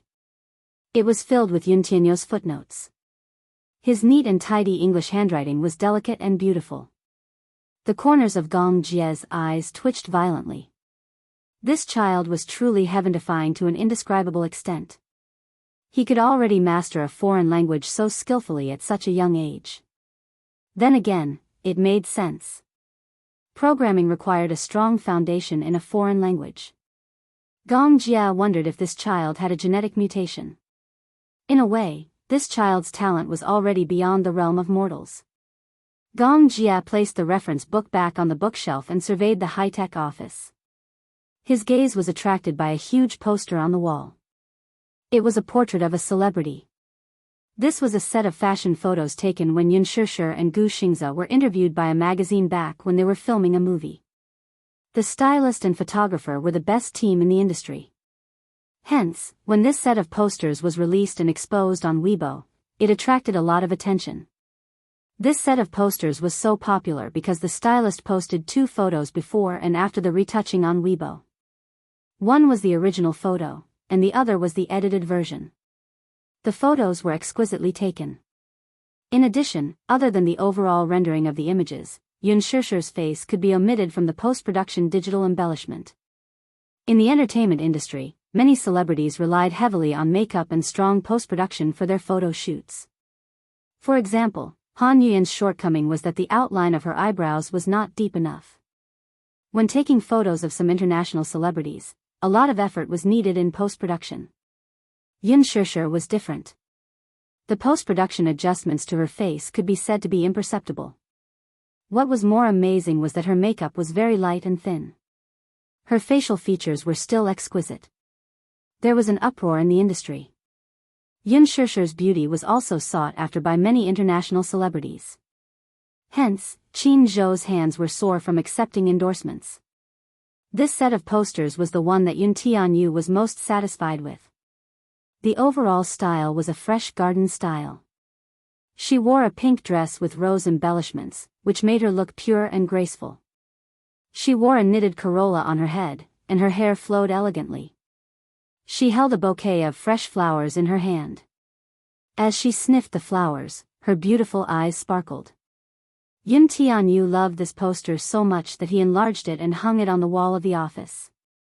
Every time he looked up, he could see this poster. He often stared at this poster in a daze. Now, Gong Jia was also looking at this poster and fell into a state of shock. It was not because of anything else other than her facial features in the pictorial evoking a strong memory in him. Gong Jia walked up to the poster in a daze. His brows furrowed slightly as he reached out and caressed the poster with his slender fingers. The people in the picture were so lifelike that he momentarily forgot that it was just a poster in front of him. What was going on? Why did the woman in the poster overlap with the girl's bright and gentle smile in his memory? Was it her? How could it be? Gong Jia's breathing quickened. His fingertips suddenly trembled. Suspicion flashed across his eyes. Who was this woman? Who exactly was she? Chapter 1209. After more than a decade, a person's facial features would change as they grew older. However, the silhouette would not change. That pair of eyes, in particular, were exactly the same. Could there really be two people with the same face in this world? It couldn't be her, could it? Just as this thought popped up in his mind, Gong Jie ruthlessly overturned it. How could it be? She was already dead and no longer existed in this world. How could it be her? Gong Jie's emotions fluctuated slightly. His handsome face was filled with incredulity and doubt. He suddenly turned around and walked toward the door, only to bump into Li Hanlin, who had just pushed the door open. Second Master Gong? Li Hanlin was startled by his tense expression. Startled, he cautiously asked, Master Gong, what's the matter? Gong Jie suddenly grabbed his collar agitatedly. Let me ask you, who is that woman? What's her name? Gong Jie pointed at the woman in the poster and questioned him anxiously. Li Hanlin was baffled at first, but when he looked in the direction he was pointing, he saw Yun Shishir's poster. He could not help feeling that Gong Jie's reaction was a little strange. What's the matter, Master Gong? Answer me immediately. Gong Jie's expression was different from his usual elegance. He appeared nervous and anxious. Answer me, who is this woman? Why is her poster hanging here? This, Li Hanlin pursed his lips and calmly answered, this is Director Yun's family. Family? What family? As for the specific relationship, Master Gong can ask Director Yun when he's back. Li Hanlin was cautious, though. Yun Tianyu had specially instructed him not to casually reveal his relationship with Yun Shishir to protect her. Therefore, without Yun Tianyu's permission, he naturally kept his mouth shut and did not reveal too much. Gong Jie frowned, but when he saw Li Hanlin's cautious and reserved expression, he did not pursue the matter. He anxiously smoothed his fringe, but his heart could not calm down. In the ward, Yun Shishir was drenched in cold sweat as she sat up from the bed. The darkness that entered her eyes made her feel uneasy as she looked around. Muyaja. Suddenly, there was the sound of a thin rope moving beside him. Then, a warm and broad hand gently covered the back of her hand. I'm here. Yun Shishir nervously held his hand and did not let go. Muyaja sensed that something was wrong with her. He moved closer to her and hugged her shoulders. What happened? I dreamed that Yu and Xiao Yichen were in danger. Yun Shishir's voice was filled with helplessness and sobbing. She didn't sleep well the whole night. She was always in a half-awake state, in a trance, and had nightmares. It was always related to Yu and Xiao Yichen. In her dream, she actually dreamed that Yu and Xiao Yichen were being chased by people. They were shot and bled to the ground. Only then did she wake up from her dream in a cold sweat. Muyaja hugged her tightly. Don't be afraid. This is just a dream. It's just a nightmare. Muyaja reached out to turn on the light. Pa! The light flashed and turned on. Yun Shishir instantly felt that the light was dazzling and covered her eyes in discomfort. Her hands were suddenly taken away by him. Muyaja lowered his head and pressed his lips against hers, sealing her trembling lips. The kiss was lingering and enchanting.